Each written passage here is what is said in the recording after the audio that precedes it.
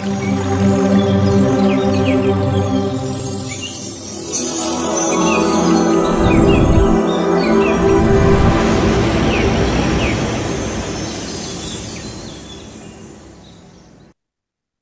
బంధువులందరికీ ఆత్మ ప్రణామాలు మాస్టర్స్. మాతృదేవో భవ, పితృదేవో భవ, ఆచార్య దేవో భవ. మనకు ఇంత చక్కటి ధ్యానాన్ని జ్ఞానాన్ని అందించినటువంటి బ్రహ్మర్షి పితామహ పత్రిజీ గారికి, స్వర్ణమాల అమ్మ గారికి, అలాగే మహావతార్ బాబా గారికి, రమణ మహర్షుల వారికి, సమస్త గురుమండలానికి, ఈ భూమాతకు, ప్రకృతి మాతకు, ఈ విశ్వానికి అందరికీ కూడా ఆత్మ నమస్కారాలండి. అలాగే క్లాస్ కు విచ్చేసిన మీ అందరికీ కూడా ఆత్మ నమస్కారాలు. మనకు ఈ జూమ్ సెషన్ అందించినటువంటి రంగనాథ్ సార్ గారికి ఆత్మ నమస్కారాలు. అలాగే మహావతార్ ఫౌండేషన్ లో 365 రోజు సెషన్ లో 56వ రోజు క్లాస్ కు అందరికీ స్వాగతం పలుకుతున్నామండి. నమస్తే సార్. సార్ వచ్చేసి డాక్టర్ సిఎస్ రాయుడు గారండి. ఆయనకు ఆధ్యాత్మిక నామం యోగశ్రీ. సార్ చిన్న వయసులోనే ఆ, హిమాలయాలకు వెళ్ళడము, అక్కడ ఉండే మహర్షులతో వాళ్ళతో చక్కగా జ్ఞానాన్ని పొందడము, తిరిగి మళ్ళీ నార్మల్ లైఫ్ రావడము, అక్కడ విద్యాభ్యాసము అన్ని చేసుకుంటూ, అలాగే ఎస్వి యూనివర్సిటీలో సార్ ప్రొఫెసర్గా పనిచేయడం జరిగిందండి. 2006లో రిటైర్డ్ అయ్యి తిరిగి ఆధ్యాత్మిక జ్ఞానాన్ని అందించడానికి ఇక్కడికి రావడం జరిగింది. అలాగే సారు మోస్ట్లీ ఒక 26 పుస్తకాల పైననే రాయడం జరిగింది, రీసెర్చ్ చేయడం జరిగింది. అలాగే యూరిన్ థెరపీ మీద కూడా సార్ రీసెర్చ్ చేయడం జరిగింది. మనకు కూడా దాని మీద క్లాసులు అందించడం జరిగింది. ఇంకా ఎన్నో పుస్తకాలు, ఎన్నో దాంట్ల మీద సారు గొప్ప గొప్ప ఆధ్యాత్మిక విషయాల మీద, సైన్స్, స్పిరిచువల్ సైన్స్ మీద కూడా చాలా చక్కగా పుస్తకాలు రాయడము, రీసెర్చ్ చేయడము. సార్ వీడియోస్ కూడా యూట్యూబ్లో చాలా ఉంటాయండి. ఆధ్యాత్మిక నామం యోగశ్రీ అయితే మనకు వ్యవహారిక నామం వచ్చేసి రాయుడు, సిఎస్ రాయుడు గారండి. అలాంటి గ్రేట్ మాస్టర్ ఈరోజు మన క్లాస్కి రావడము నిజంగా మనందరి అదృష్టం అండి. అందరూ చక్కగా వీడియోస్ ఆన్ చేసుకోండి. గ్రేట్ మాస్టర్స్ వచ్చారు, వాళ్ళని వెల్కమ్ చెప్పాలి కదా. అందరూ వీడియోస్ ఆన్ చేసుకోండి. ఒకసారి గట్టిగా ధన్యవాదాలు తెలియజేస్తూ సార్ క్లాస్కు స్వాగతం పలుకుతాము. నమస్తే సార్. నమస్తే. క్లాస్కు స్వాగతం.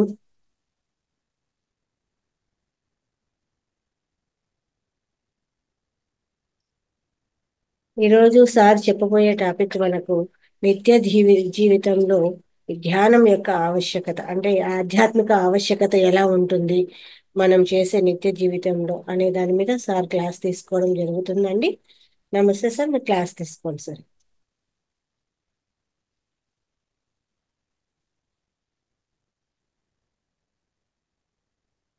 మేడం గారు నమస్తే అండి.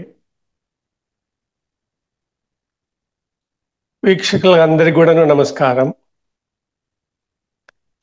ఈరోజు నేను మీతో మాట్లాడబోయేటువంటి అంశము ఆధ్యాత్మికము, తర్వాత ఆరోగ్యము అన్నటువంటి భావన. ఆరోగ్యం పైన ఏ విధంగా ఆధ్యాత్మికం ఉపయోగపడుతుంది, అంటే ఆధ్యాత్మికం వల్ల ప్రయోజనాలు ఏంటి ఆరోగ్యపరంగా. ఈ యొక్క భావము ఆధ్యాత్మికము, ఆరోగ్యం అన్నది భారతదేశంలోని హిందూ మతంలోనే కాదు, ప్రపంచంలో ఉన్నటువంటి అన్ని దేశాలలో, అన్ని మతాలలో, అన్ని సంస్కృతులు, సాంప్రదాయాలు, ఆచార విచార వ్యవహారాలలో ఈ కాన్సెప్ట్ ఉంది, ఆధ్యాత్మికము, ఆరోగ్యము అన్నది. ఇది ఈ కాన్సెప్ట్ ప్రజలు మర్చిపోయారు ఈ మధ్యకాలంలో, ముఖ్యంగా కలియుగంలో. తర్వాత పారిశ్రామిక విప్లవం వచ్చిన తర్వాత ఈ కాన్సెప్ట్ అంతరించిపోయింది. ఆధ్యాత్మిక జీవితం యొక్క ప్రాధాన్యత ఎంతవరకు జీవితంలో, అంటే దైవికంగా ఆధ్యాత్మికంగా ఉన్న ప్రయోజనాల్లో అది వేరే ఆస్పెక్ట్. ఇక్కడ మనము ఆరోగ్య సంబంధంగా ఈ ఆధ్యాత్మికం ఎంతవరకు ఉపయోగపడుతుంది అన్నది మెయిన్ అన్నమాట. ఈ ఆధ్యాత్మికము తర్వాత ఆరోగ్యం అన్నది దీని పుట్టినీళ్ళు భారతదేశమే. వేరే వేరే దేశాల తర్వాత ప్రచారమైంది, కానీ దీని పుట్టినీళ్ళు వచ్చేసి భారతదేశమే.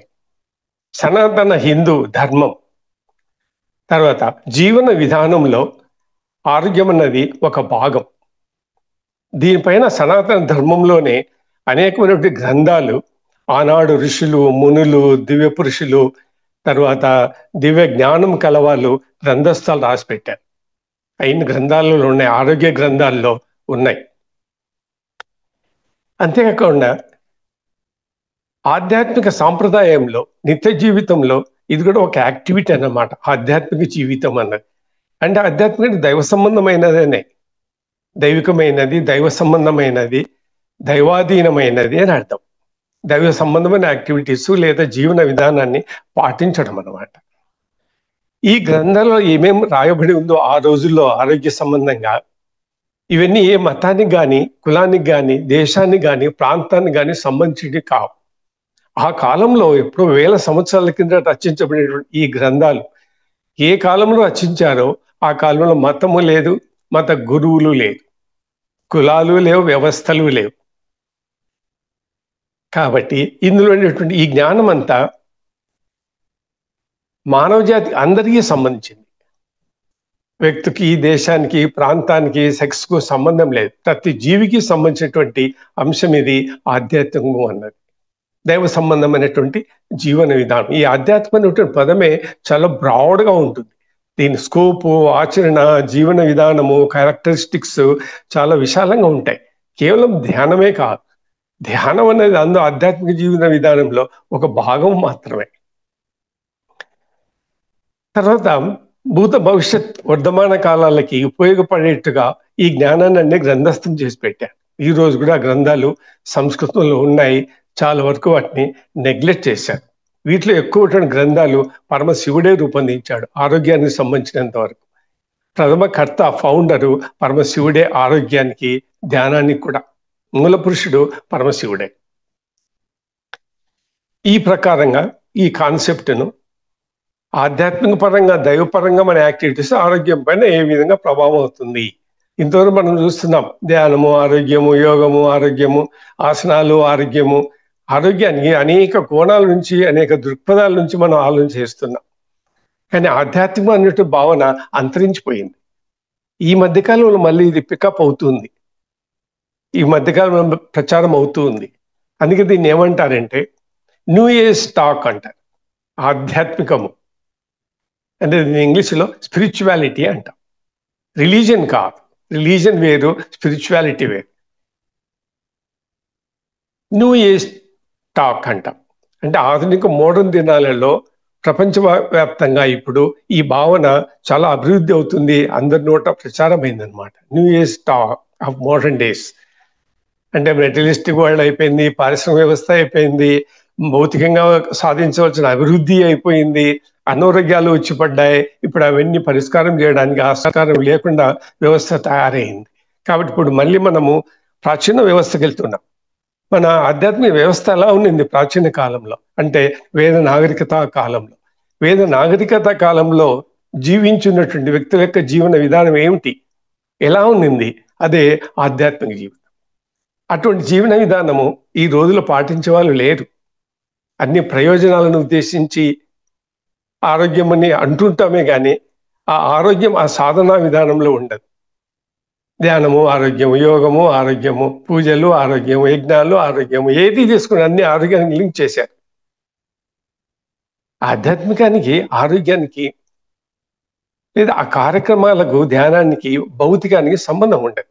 ధ్యానం అనేది ఒక సూక్ష్మ వ్యవస్థ. సూక్ష్మ వ్యవస్థ అంటే సూక్ష్మ స్థితులలో జరుగుతుందన్నమాట. అనారోగ్యం అనేది భౌతిక స్థితి, శరీరానికి సంబంధించిన భౌతిక లక్షణాలు, గుణాలు ఉన్నటువంటి వ్యవస్థ. ధ్యానం అన్నది సూక్ష్మ స్థితులకు సంబంధించింది. కానీ ఆ సూక్ష్మ స్థితులపైన మనం చేయకుండా మనం జడస్థితిలో ధ్యానాలు కానీ, యోగాలు కానీ చేస్తున్నాం. కాబట్టి ధ్యానం అనే కాన్సెప్ట్ ఈస్ క్వైట్ డిఫరెంట్, ఆధ్యాత్మికం అనేది క్వైట్ డిఫరెంట్. రెండు వేరు వేరు. అందులో భాగం ఉండొచ్చు కానీ ఆధ్యాత్మికం అన్నది వేరు. అదే మరి మతము వేరు, ఆధ్యాత్మికం వేరు. మతం అంటే రిలీజియన్ అంటాం, స్పిరిచువాలిటీ అంటే మనము ఆధ్యాత్మికం అంటాం, స్పిరిచువాలిటీ అంటాం అన్నమాట. దీనిలో ప్రత్యేకత ఏంటంటే ఈ ఆధ్యాత్మిక వ్యవస్థలో ఇందులో థియాలజీ ఉంటుంది, ఫిలాసఫీ ఉంటుంది, రిలీజియన్ ఉంటుంది, బిహేవియరల్ ఉంటుంది, మానసిక వైద్యము ఉంటుంది, రసాయనము ఉంటుంది, కెమికల్స్ ఉంటాయి. So spirituality as a medicine is a fusion, is a combination of interdisciplinary subject. అంటే ఆధ్యాత్మికం ఉంటుంది, మతం ఉంటుంది, రిలీజియన్ ఉంటుంది, అంత ఫ్యూజన్. ఇది కాంబినేషన్ ఆఫ్ వేరే సబ్జెక్ట్స్ అన్నమాట. ఆధ్యాత్మిక వైద్యం అంటారు. వేరే సబ్జెక్ట్స్ ఉంటాయి, ఫిలాసఫీ ఉంటుంది, థియాలజీ ఉంటుంది, సైకాలజీ ఉంటుంది, బిహేవియరల్ ఆస్పెక్ట్స్ ఉంటాయి, కెమికల్స్ ఉంటుంది, రసాయనం ఉంటుంది, మెడిసిన్ ఉంటుంది. అది ఇందులోని గొప్పతనం ఆధ్యాత్మిక రంగం.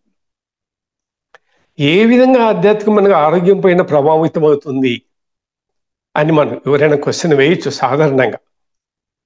అంటే ఈ యొక్క ట్రీట్మెంట్ చికిత్సా విధానం ఎలా ఉంటుందంటే అభౌతికం, అలౌకికం, ఎక్స్టర్నల్ థింగ్స్ అన్న బాహ్యానికి సంబంధించింది, లౌకిక ప్రపంచానికి సంబంధించింది కాదు.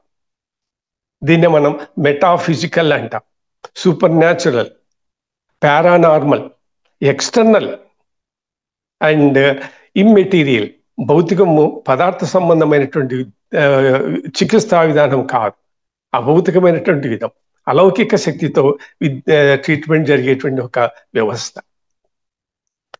చూడండి, సమాజంలో మానవ సమాజాన్ని 3 వర్గాలుగా విభజన చేయొచ్చు. ఆధ్యాత్మిక రంగం ఒకటి, భౌతిక రంగం ఒకటి, భౌతిక రంగంలో ఉండి ఆధ్యాత్మిక రంగంలోకి ప్రవేశించే వాళ్ళు ఒకటి. ఇట్లా 3 రకాలుగా ఉంటారు ప్రజలు. వ్యవస్థలు కూడా 3 రకాలుగా ఉంటాయి. కంప్లీట్ టోటల్గా ఆధ్యాత్మిక జీవితం, ఆధ్యాత్మిక ప్రపంచంలో జీవించే వాళ్ళు ఒక రంగం, ఒక రకమైనటువంటి గ్రూప్. వాళ్ళు వేరు. వాళ్ళంతగడ హిమాలయాల్లోనే ఎక్కడో మహా గొప్ప పురుషులు, యోగులు, జ్ఞానులు అన్నమాట. అటువంటి వ్యవస్థ ఇప్పుడు ఈ కాలంలో లేదు, ఆధ్యాత్మిక వ్యవస్థనే లేదు. ఇప్పుడు మనకుండేంత మత వ్యవస్థ, మత సంబంధమైనటువంటి కార్యక్రమాలే, భౌతిక సంబంధమైనటువంటి కార్యక్రమాలు, తర్వాత భౌతిక సంబంధమైన ప్రయోజనాలు పొందాలనే ఉద్దేశంతోనే మనం చేస్తున్నాం. కాబట్టి ఈ 3 గ్రూప్ ఆఫ్ పీపుల్స్ లో భౌతిక రంగంలో ఉండేవాళ్ళు, ఆధ్యాత్మిక రంగంలో ఉండేవాళ్ళు. భౌతిక రంగం అంటే భౌతిక ప్రపంచంలో ఉన్న వాళ్ళు ఆధ్యాత్మిక రంగంలోకి ప్రవేశించేవాళ్ళు మనటువంటి వాళ్ళు. మనటువంటి వాళ్ళు ఎటువంటి వాళ్ళు అంటే భౌతికంలోనే ఉన్నాం, మనం కూడా భౌతికమే, కానీ కొద్దిగా జిజ్ఞాస ఉంది కాబట్టి మనకు ధ్యానము, యోగము, ఆధ్యాత్మికం అని కొద్దిగా ఫిలసాఫికల్ సైడ్ లేదా స్పిరిచువల్ సైడ్ ప్రవేశించాం అనమాట. మనమంతా 3వ తరగతి సంబంధించిన వాళ్ళమే, కానీ కన్వర్ట్ అవుతున్నాం స్పిరిచువాలిటీ సైడ్ కొద్దిగా. మరి పూర్తిగా అందులో ఎంటర్ కాలేదు, మనకు కాన్సెప్ట్ కూడా పూర్తిగా తెలియదు. కాబట్టి మనం 3వ వర్గానికి చెందిన వాళ్ళు, స్పిరిచువల్ పీపుల్, వరల్డ్లీ పీపుల్, భౌతిక ప్రపంచంలో ఉన్నవాళ్ళు, భౌతిక ప్రపంచంలో ఉన్న వాళ్ళు స్పిరిచువల్ లైఫ్కి వచ్చేవాళ్ళు. జిజ్ఞాస కలిగి, కొద్దిగా ఆవేశం కలిగి, ఆలోచన చింత కలిగి ఆధ్యాత్మిక జీవితానికి వస్తూ ఉంటారు. జిజ్ఞాస ఉంటుంది, అన్వేషణ చేస్తూ ఉంటారు. సరైన మార్గం వాళ్ళకు తెలియదు. తెలియక ఇటు అటు కాకుండా 4 రోడ్ల పైన నిలబడి ఉంటారు. ఎటు పోవాలా, ఏ మార్గాన్ని పోవాలా, ఏది సరైన మార్గం, ఏది చెడు మార్గం అనేది కూడా తెలియదు. బ్లైండ్గా ఏదో ఎక్కడ మంచి కనిపిస్తే అక్కడ మంచి అని వెళ్ళిపోతూ ఉంటారు. జ్ఞానం పూర్తిగా సంపాదించి ఆ మార్గంలో నడుచుకోవడం లేదు. ఈ ఆధ్యాత్మికవేత్తలు ఎవరు ఉన్నారో వీరు ఈ ఆధ్యాత్మిక శక్తితో వాళ్ళు ఆరోగ్యంగా జీవిస్తారు. అదే ఇందులో ఉండేటువంటి రహస్యం. వాళ్ళ రహస్యంగా ఉంటుంది, అది పబ్లిక్గా మనకు కనపడదు. ఎవరు ఆధ్యాత్మికవేత్తలు, వాళ్ళకి జీవన విధానం ఏంటి, వాళ్ళ ఆరోగ్య స్థితులు ఎలా ఉన్నాయి మనకు తెలియదు, అందుకు గుర్తుపట్టలేం. అదే మనం ఆధ్యాత్మికవేత్తలం అయితే ఈజీగా ఆ వ్యక్తులను గుర్తుపడతాం. మనం ఆధ్యాత్మికవేత్తలం కాదు కాబట్టి భౌతిక ప్రపంచానికి పోతాం. బాహ్య ప్రపంచంలో ఏం కనిపిస్తుందో అదే సర్వం అనుకొని ఆ ప్రపంచంలో దిగిపోతాం. జ్ఞానం సూక్ష్మ సైడ్ రాలేమన్నమాట.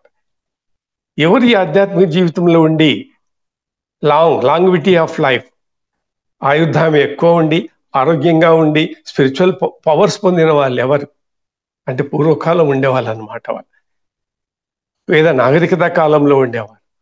ఆ వేద నాగరికత కాలంలో ఎవరున్నారో అటువంటి ప్రజలు ఎవరో, ఆ ప్రజలు పాటించినటువంటి లేకపోతే అనుసరించినటువంటి జీవన విధానం ఏంటి అన్నది మనం తెలుసుకోవాలి. ఇప్పుడు అందరం మర్చిపోయినాం ఆ చరిత్రని. మనం అంతా భౌతిక ప్రపంచంలో ఉన్నాం, మెటీరియలిస్టిక్ వరల్డ్లో ఉన్నాం. మనకన్నీ ప్రయోజనాలు, బెనిఫిట్స్ కావాలి లౌకిక సంబంధంగా. ఆధ్యాత్మిక సంబంధమైనటువంటి ప్రయోజనాలు ఎవరు కోరుకోవడం లేదు. మధ్య భౌతికంగానే పోతున్నాం. నాకు ఈ ప్రయోజనం కావాలా, ఆ ప్రయోజనం కావాలా, మెటీరియలిస్టిక్ లైఫ్, అష్టైశ్వర్యాలు కావాలా, ధనం కావాలా, సంపద కావాలా, ఇట్లా కోరికల్లో పోతున్నాం. లేదా ఆరోగ్యం కావాలా, ఆరోగ్యం కావాలా మంచిదే, కానీ మార్గం ఏది? కళ్ళు మూసుకుని కూర్చుంటే ఆరోగ్యం వస్తుందా? ఎప్పటికీ రా.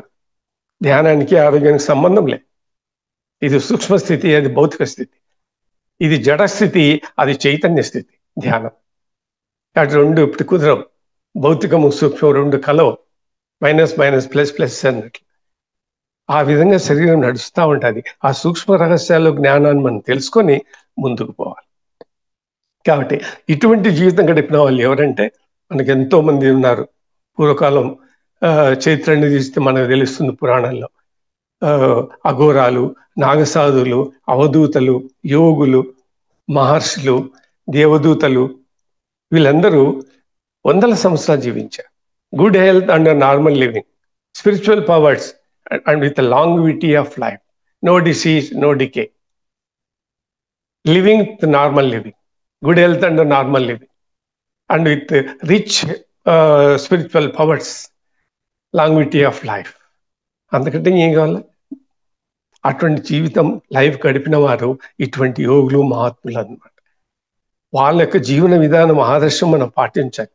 ఋషి కల్చర్, ఋషి సాంప్రదాయం, జీవన విధానం మనం పాటించాలి.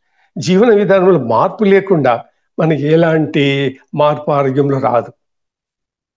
జడస్థితిలో ఏది చేసినా అది జడమే. కాబట్టి చైతన్య స్థితిలోనే మనం మార్పు తీసుకురావాలి. కాబట్టి కేవలం కళ్ళు మూసుకొని కూర్చున్నంత మనకు గొప్ప ఆరోగ్యం రాదు.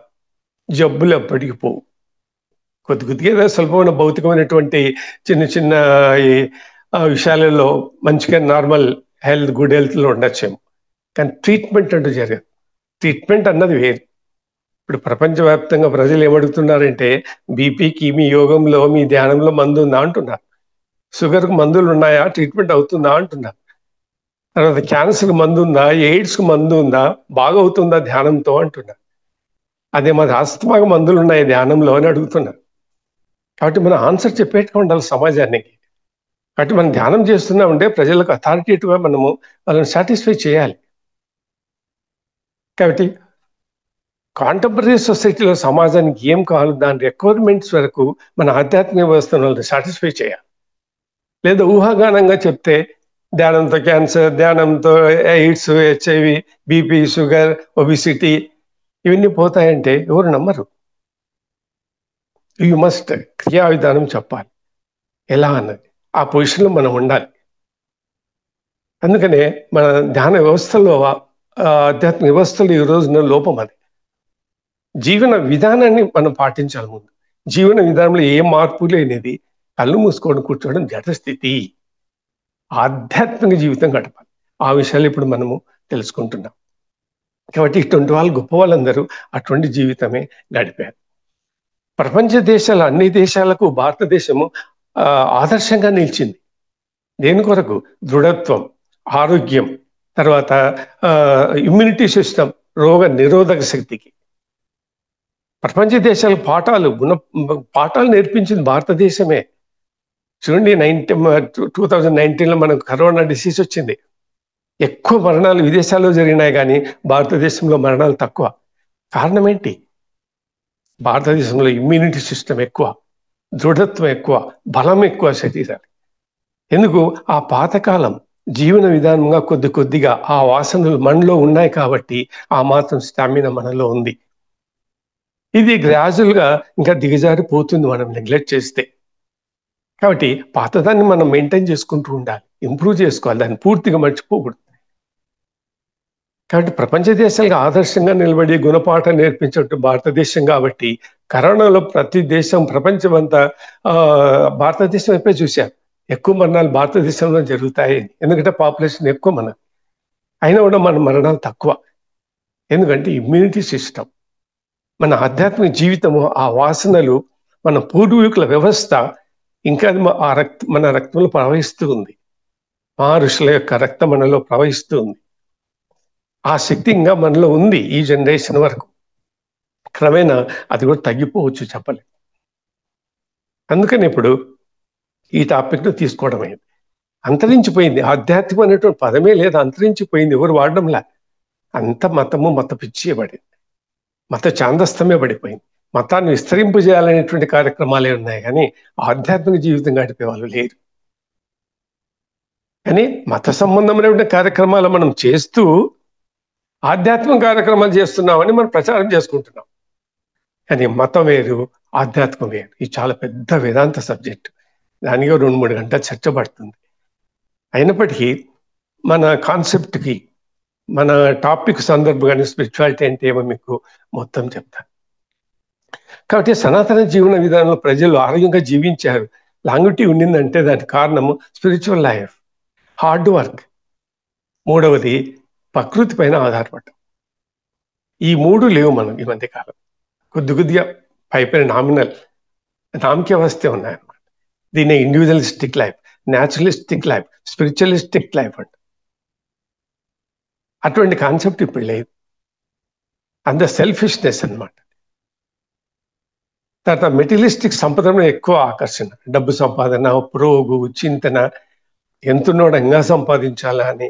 నీకు నిద్ర పట్టదు, ఆ డబ్బును కాపాడుకోలేక బీపీలు, షుగర్లు, స్లీపింగ్ ట్యాబ్లెట్లు తీసుకొని ఎంతోమంది నిద్రపోతున్నారు. నిద్ర పట్టక బ్యాంకులో డిపాజిట్లు గురించి ఆలోచన చేస్తూ ఉంటాం. కాబట్టి ప్రశాంతమైన జీవితం ఉండదు. ఈ విధంగా మనం తీసుకుంటూ వస్తే మనకు ప్రస్తుత ఆరోగ్య వ్యవస్థ భారతదేశంలో కానీ ప్రపంచవ్యాప్తంగా కానీ ఈ ఆరోగ్య వ్యవస్థ క్షీణిస్తూ వస్తుంది, తగ్గుముఖం పడుతూ వస్తుంది. దానికి కారణం ఏంటి? Drug medicine. అంటే ఆధ్యాత్మికత మర్చిపోయాము, ప్రకృతి పైన ఆధారపడము కూడా మర్చిపోయాము, ప్రకృతిని ఒక పక్క నాశనం చేస్తున్నాం. తర్వాత డ్రగ్ థెరపీ వచ్చింది, అంటే అలోపతి, కెమికల్ డ్రగ్ మందులు వచ్చాయి. ఎప్పుడు వచ్చాయి? 18th సెంచరీలో వచ్చాయి. 18th సెంచరీలోనే మనకు ఈ డ్రగ్ మెడిసిన్, అలోపతిక్ మెడిసిన్ ఈ ప్రవేశించడం జరిగింది. ఇది వెస్ట్రన్ కల్చర్ మెడిసిన్, మన మెడిసిన్ కాదు ఇది. 18th సెంచరీలో మనకు ఈ మెడిసిన్ భారతదేశానికి ఇంపోర్ట్ అయింది. ఎందుకంటే పారిశ్రామిక ఉద్యమం వచ్చిన తర్వాత 16-17 శతాబ్దంలో పారిశ్రామిక లేదా పరిశ్రమలకు సంబంధించిన జబ్బులు వచ్చాయి కాలంలో. ఆ జబ్బులకు పరిష్కారంగా వీళ్ళు రసాయనిక మందులు కనుక్కోవడం జరిగింది. ఆ విధంగా ఈ యొక్క డ్రగ్ థెరపీ పాపులారిటీ పెరిగిపోయింది. ఈరోజు ప్రపంచంలో ఎక్కువ మనము మందులపైనే ఆధారపడి ఉన్నాం. కాబట్టి 18వ శతాబ్దానికి ముందు ఎలా ఉండే జీవన వ్యవస్థ? ప్రకృతి, హార్డ్ వర్క్, స్పిరిచువల్ లైఫ్. ఇప్పుడు వీటన్ని మర్చిపోయినాం. యోగం యాడ్ చేస్తావు, ధ్యానం యాడ్ చేస్తావు, తల ఉంచాలా, మెడ ఉంచాలా, రోజు పొద్దున్నే లేవాలా. మనకు రెడీమేడ్ లైఫ్ కావాలి. పిటి పిల్స్, బ్యూటిఫుల్గా నైస్గా టాబ్లెట్ వేసుకోవడము, నీళ్ళు తాగడం, ఈజీ ట్రీట్మెంట్. రోజు పొద్దున్న లేయాలి, 5 గంటలకు లేయాలి, 4 గంటలకు లేయాలి, మేడం గారు, మాస్టర్ గారు రెడీగా ఉంటారు, ధ్యానం చేయాలి, యోగం చేయాలి. ఇన్ని కష్టమైన పనులు. కష్టమే కాదు, అదొక జీవన విధానంలో వే ఆఫ్ లైఫ్గా సాగాలి. అట్లా సాగడం లేదు. కాబట్టి పిట్టి బ్యూటిఫుల్ పిల్స్ వేసుకోవడం, టాబ్లెట్ నోట్లు వేసుకొని నీళ్ళు తాగడం, పోతుండడం, అటువంటి వ్యవస్థకు వచ్చేసాం. కాబట్టి నేడు మన శారీరక వ్యవస్థ ఎట్లా ఉంది? ఎలా ఉందంటే డిసీజ్, రోగాలన్నీ, డికే అంటే శరీర పతనం, క్షీణించిపోతూ ఉంటుంది. తర్వాత ఫిగర్ చేంజ్ అంటే మన శరీరం భౌతిక బాహ్యంగా కనబడేటువంటి స్కిన్, ఫేస్, ఇవన్నీ చూసావా? యంగ్ ఏజ్లోనే మనకు ఓల్డ్ ఏజ్ ఫీలింగ్స్ కనిపిస్తాయి. నడవడంలో కానీ, ఎంటకలు తెల్లబడంలో కానీ, స్కిన్ ఫోల్డింగ్లో కానీ, పైచర్లో కానీ, అన్నిట్లో మార్పులు ఎంగేజ్లోనే కనిపిస్తాయి. ఓల్డ్ ఏజ్ ఫీలింగ్స్ ఎంగేజ్లోనే కనిపిస్తాయి. That is called figure change. తర్వాత ఫిజికల్ మోర్టాలిటీ, భౌతికంగా మనం నశించి పొందుతున్నాం. ఫిజికల్ ఇమ్మోర్టాలిటీ మనకు లేదు. ధ్యానం యొక్క ముఖ్య ఉద్దేశం ఏంటంటే you must achieve physical immortality. Physical ఇమ్మోర్టాలిటీని మనం సాధించాలి, కానీ మనం ఫిజికల్ మోర్టాలిటీని పొందుతున్నాం.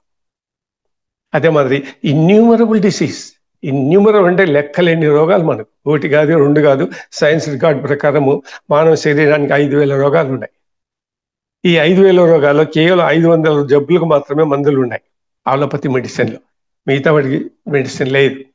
బీపీకి షుగర్ బీపీకి మందు లేదు, షుగర్కు డయాబెటీస్కి మందు లేదు, ఆర్థరైటిస్ లేదు, ఒబిసిటీ మందు లేదు, ఆస్తమా మందు లేదు. మందులు ఉన్నాయి, తింటూ ఉండాలి, రోజు టాబ్లెట్ తింటూ ఉండాలి. డ్రగ్ డిపెండెన్స్, ఎప్పుడు డ్రగ్ లేకపోతే అప్పుడు శరీరం పతనం అయిపోతుంది. తర్వాత premature diseases, premature death, bedridden, living like a living death. And ultimately dying by lack of drugs. ఎందుకంటే మందుల డోస్ పెంచుకుంటూ పోతాం. 100 GM, 200 GM, 500 GM, next 750 GM, 1000 GM, తర్వాత డోస్ ఉండదు ఇంకా లాస్ట్. కాబట్టి ఇమ్యూనిటీ అయిపోతుంది, బాడీ స్టామినా ఉండదు, ఇంకా మందులు లేక మనిషి చనిపోతాడు అనమాట. Bed ridden, weakness, side effect, allergies. ఆ మందులు వచ్చేసి బాడీ అంతా పాయిజన్ అయిపోతుంది. అటువంటి కానీ దూరంగా ఉండడానికి ఈ ఆధ్యాత్మిక విధానాన్ని రూపొందించడం అయిందనమాట ఆ కాలంలో. కాబట్టి మనం బయటికి బాగా కనిపిస్తుంటాం, ఆరోగ్యంగా ఉంటాం, అందంగా ఉంటాం, మనోహరంగా ఉంటాం, దృఢంగా ఉంటాం, కండబలం కూడా బాగుంటుంది. కానీ బాహ్యంగా శరీరం మనోహరంగా కనిపిస్తున్నా మన శరీరంలో పాడు దాసిలు ఉంటారు. మేడిపండు చూడ మేలు మనకు పోయి ఉంది కదా, కడుపు ఇప్పు చూడ పురుగులు ఉండనట్లు మన శరీరంలో లోపల కొన్ని కోట్ల బ్యాడ్ బ్యాక్టీరియాలు ఉన్నాయి. అవన్నీ ఎప్పుడు మన బ్రష్ టైం మనకు అనారోగ్యాన్ని ఇస్తుంది. ఆ బ్యాడ్ బ్యాక్టీరియా బాడీలో డెవలప్ కాకుండా ఎప్పటికప్పుడు మనం నిరోధిస్తూ ఉండాలి. లేకపోతే అవన్నీ ఎప్పుడో మారు ఏదో రూపంలో బాడీలో BP, sugar, arthritis, obesity, weight loss ఏదో ఒకటిలో మన పైన ప్రభావం చూపిస్తాయి. అదే మన పాయిజన్ అంతా అక్యూమిలేట్ అయిపోయి బాడీలో అవన్నీ సైడ్ ఎఫెక్ట్గా బాడీ పైన పడతాయి, బాడీ వాలిపోతుంది అనమాట. కాబట్టి మనం ఆరోగ్యంగా ఉన్నామంటే మనకేం జబ్బు లేదని కాదు, జబ్బులు ఉంటాయి, పైన అలా కనిపిస్తున్నాం. కాబట్టి మనం ఎప్పుడు భౌతికంగానే ఆరోగ్యంగా ఉండడం కాదు, ఫిజికల్లీ హెల్తీగా ఉండాలా, physically, mentally, spiritually, ethically, socially, emotionally and environmentally, ఇన్ని విధాలుగా మనం ఆరోగ్యంగా ఉండాల్సిందే. ఒట్టి భౌతికంగా ఆరోగ్యం అన్నా ఉంటే వీలు కాదు. మన మానసిక జబ్బులు ఉంటాయి, స్పిరిచువల్ జబ్బులు ఉంటాయి, ఎథికల్ జబ్బులు ఉంటాయి. స్పిరిచువల్ సపరేట్ డిసీజ్ ఉన్నాయి, ఆధ్యాత్మిక జబ్బులు, రోగాలన్నీ సపరేట్గా ఉంటుంది ఒక వ్యవస్థ, దాన్ని స్పిరిచువల్ డిసీజ్ అంటాం. అది కూడా separate specialised branch of knowledge. ఏంటి ఆ స్పిరిచువల్ డిసీజెస్? మనం ఫిజికల్ డిసీజ్ తెలుసు, మానసిక జబ్బులు తెలుసు, ఈ స్పిరిచువల్ డిసీజెస్ మన చాలా మంది ప్రజలకు తెలియదు. దానికి సంబంధించినటువంటి కొత్త కొత్త జబ్బులు కూడా ప్రజలు అనుభవిస్తున్నారు. ఎందుకు? వాళ్ళలో ఆధ్యాత్మికత లేక, స్పిరిచువాలిటీ లేక, వాళ్ళలో రిలీజన్ ఉంది, కావాల్సిన మస్తు ఉంది అన్నమాట ప్రజలలో, మత పిచ్చి, మత ఛాందస్తం, కానీ ఆధ్యాత్మిక చింతన, ఆధ్యాత్మిక జ్ఞానం లేదు. అది అవసరం. కాబట్టి ఈ మాదిరిగా మనకు జబ్బులు వచ్చి ఈ కాలం మనము ఇన్క్యూరబుల్ డిసీజ్తో సఫర్ అవుతున్నాం. క్యూర్ లేనటువంటి జబ్బులతో సఫర్ అవుతున్నాం. అన్నిటికీ మందులు ఉన్నాయి, ప్రతి దానికి మందులు ఉన్నాయి, కానీ రోజు మందులు వేసుకోవాలి, సబ్స్టిట్యూట్గా ఉండాలి, సప్లిమెంటరీగా తింటూ ఉండాలి, లేకపోతే మనిషి పనికిరాడు. కాబట్టి మన ప్రతి బీపీ షుగర్ టాబ్లెట్ ఉన్నాయి, తీసుకుంటున్నాం, అది ట్రీట్ చేస్తుంది కానీ క్యూర్ చేయదు. మనకి క్యూర్ కావాలి, ట్రీట్మెంట్ కావాలి. ఇట్లా వ్యవస్థలో మనం ఉన్నాం. మరి ఇటు పోతే ఈ ఆధ్యాత్మికానికి ఆరోగ్యానికి సంబంధం ఏంటి? చూడండి, ఈ భౌతిక శరీరం, దీన్ని ఘటం అంటారు. ఈ ఘటంలో మొత్తం 96 తత్వాలు ఉంటాయి. ఈ 96 తత్వాలను మనం 3 భాగాలుగా విభజించడం జరిగిందనమాట. అదొకటి body, second mind, third spirit. దీన్నే బాడీ, మైండ్, స్పిరిట్ అంటాం. బాడీ ఫిజికల్, మైండ్ మానసికము, స్పిరిట్ ఆత్మ. చూడండి, స్పిరిచువాలిటీ అంటే ఆధ్యాత్మికము, దైవికము, దైవ సంబంధమైనటువంటి జీవన విధానం అన్నమాట. కాబట్టి ఈ ఘటంలో ఏముందంటే భౌతిక శరీరం ఉంది, మానసికం ఉంది, థర్డ్ స్పిరిట్ ఉంది. Spirit is the noun, adjective is spirituality. Spirituality is adjective of noun form spirit. Spirit అంటే ఆత్మ, దీని సోల్ కూడా అంటాం, ఇంగ్లీష్లో సోల్ అంటుంటాం. స్పిరిట్ కూడా దానికి సంబంధించింది. అంటే మనిషి జీవించి ఉన్నప్పుడు దాన్ని సోల్ అంటాం, మరణించిన తర్వాత ఆ జీవాత్మ బయటికి పోతుంది కాబట్టి దాన్ని స్పిరిట్ అంటాం. ఆ స్పిరిట్ మళ్ళీ పునర్జన్మకు వస్తుంది. 2 సినానిమ్ వర్డ్స్ గానే ఉంటాయి. ఒకటి డిఫరెన్స్ ఉన్నప్పుడు ఏంటంటే, మనం జీవించి ఉన్నప్పుడు మన శరీరంలో ఉన్నది ఆత్మ, అదే జీవాత్మ. మరణించిన తర్వాత దాన్ని స్పిరిట్ అంటాం, లేదన్నా ప్రేతాత్మ అంటాం. ఆ ప్రేతాత్మ తిరిగి మరి పునర్జన్మకు వస్తుంది అన్నమాట. పునర్జన్మకు రావడానికి అది వెయిట్ చేస్తూ ఉంటుంది. ఇట్లా 3 మన శరీరంలో ఉన్నాయి. కాబట్టి ఈ శరీర నిర్మాణానికి మూల కారణము పదార్థము ఏది అంటే స్పిరిటే, అంటే ఆత్మనే.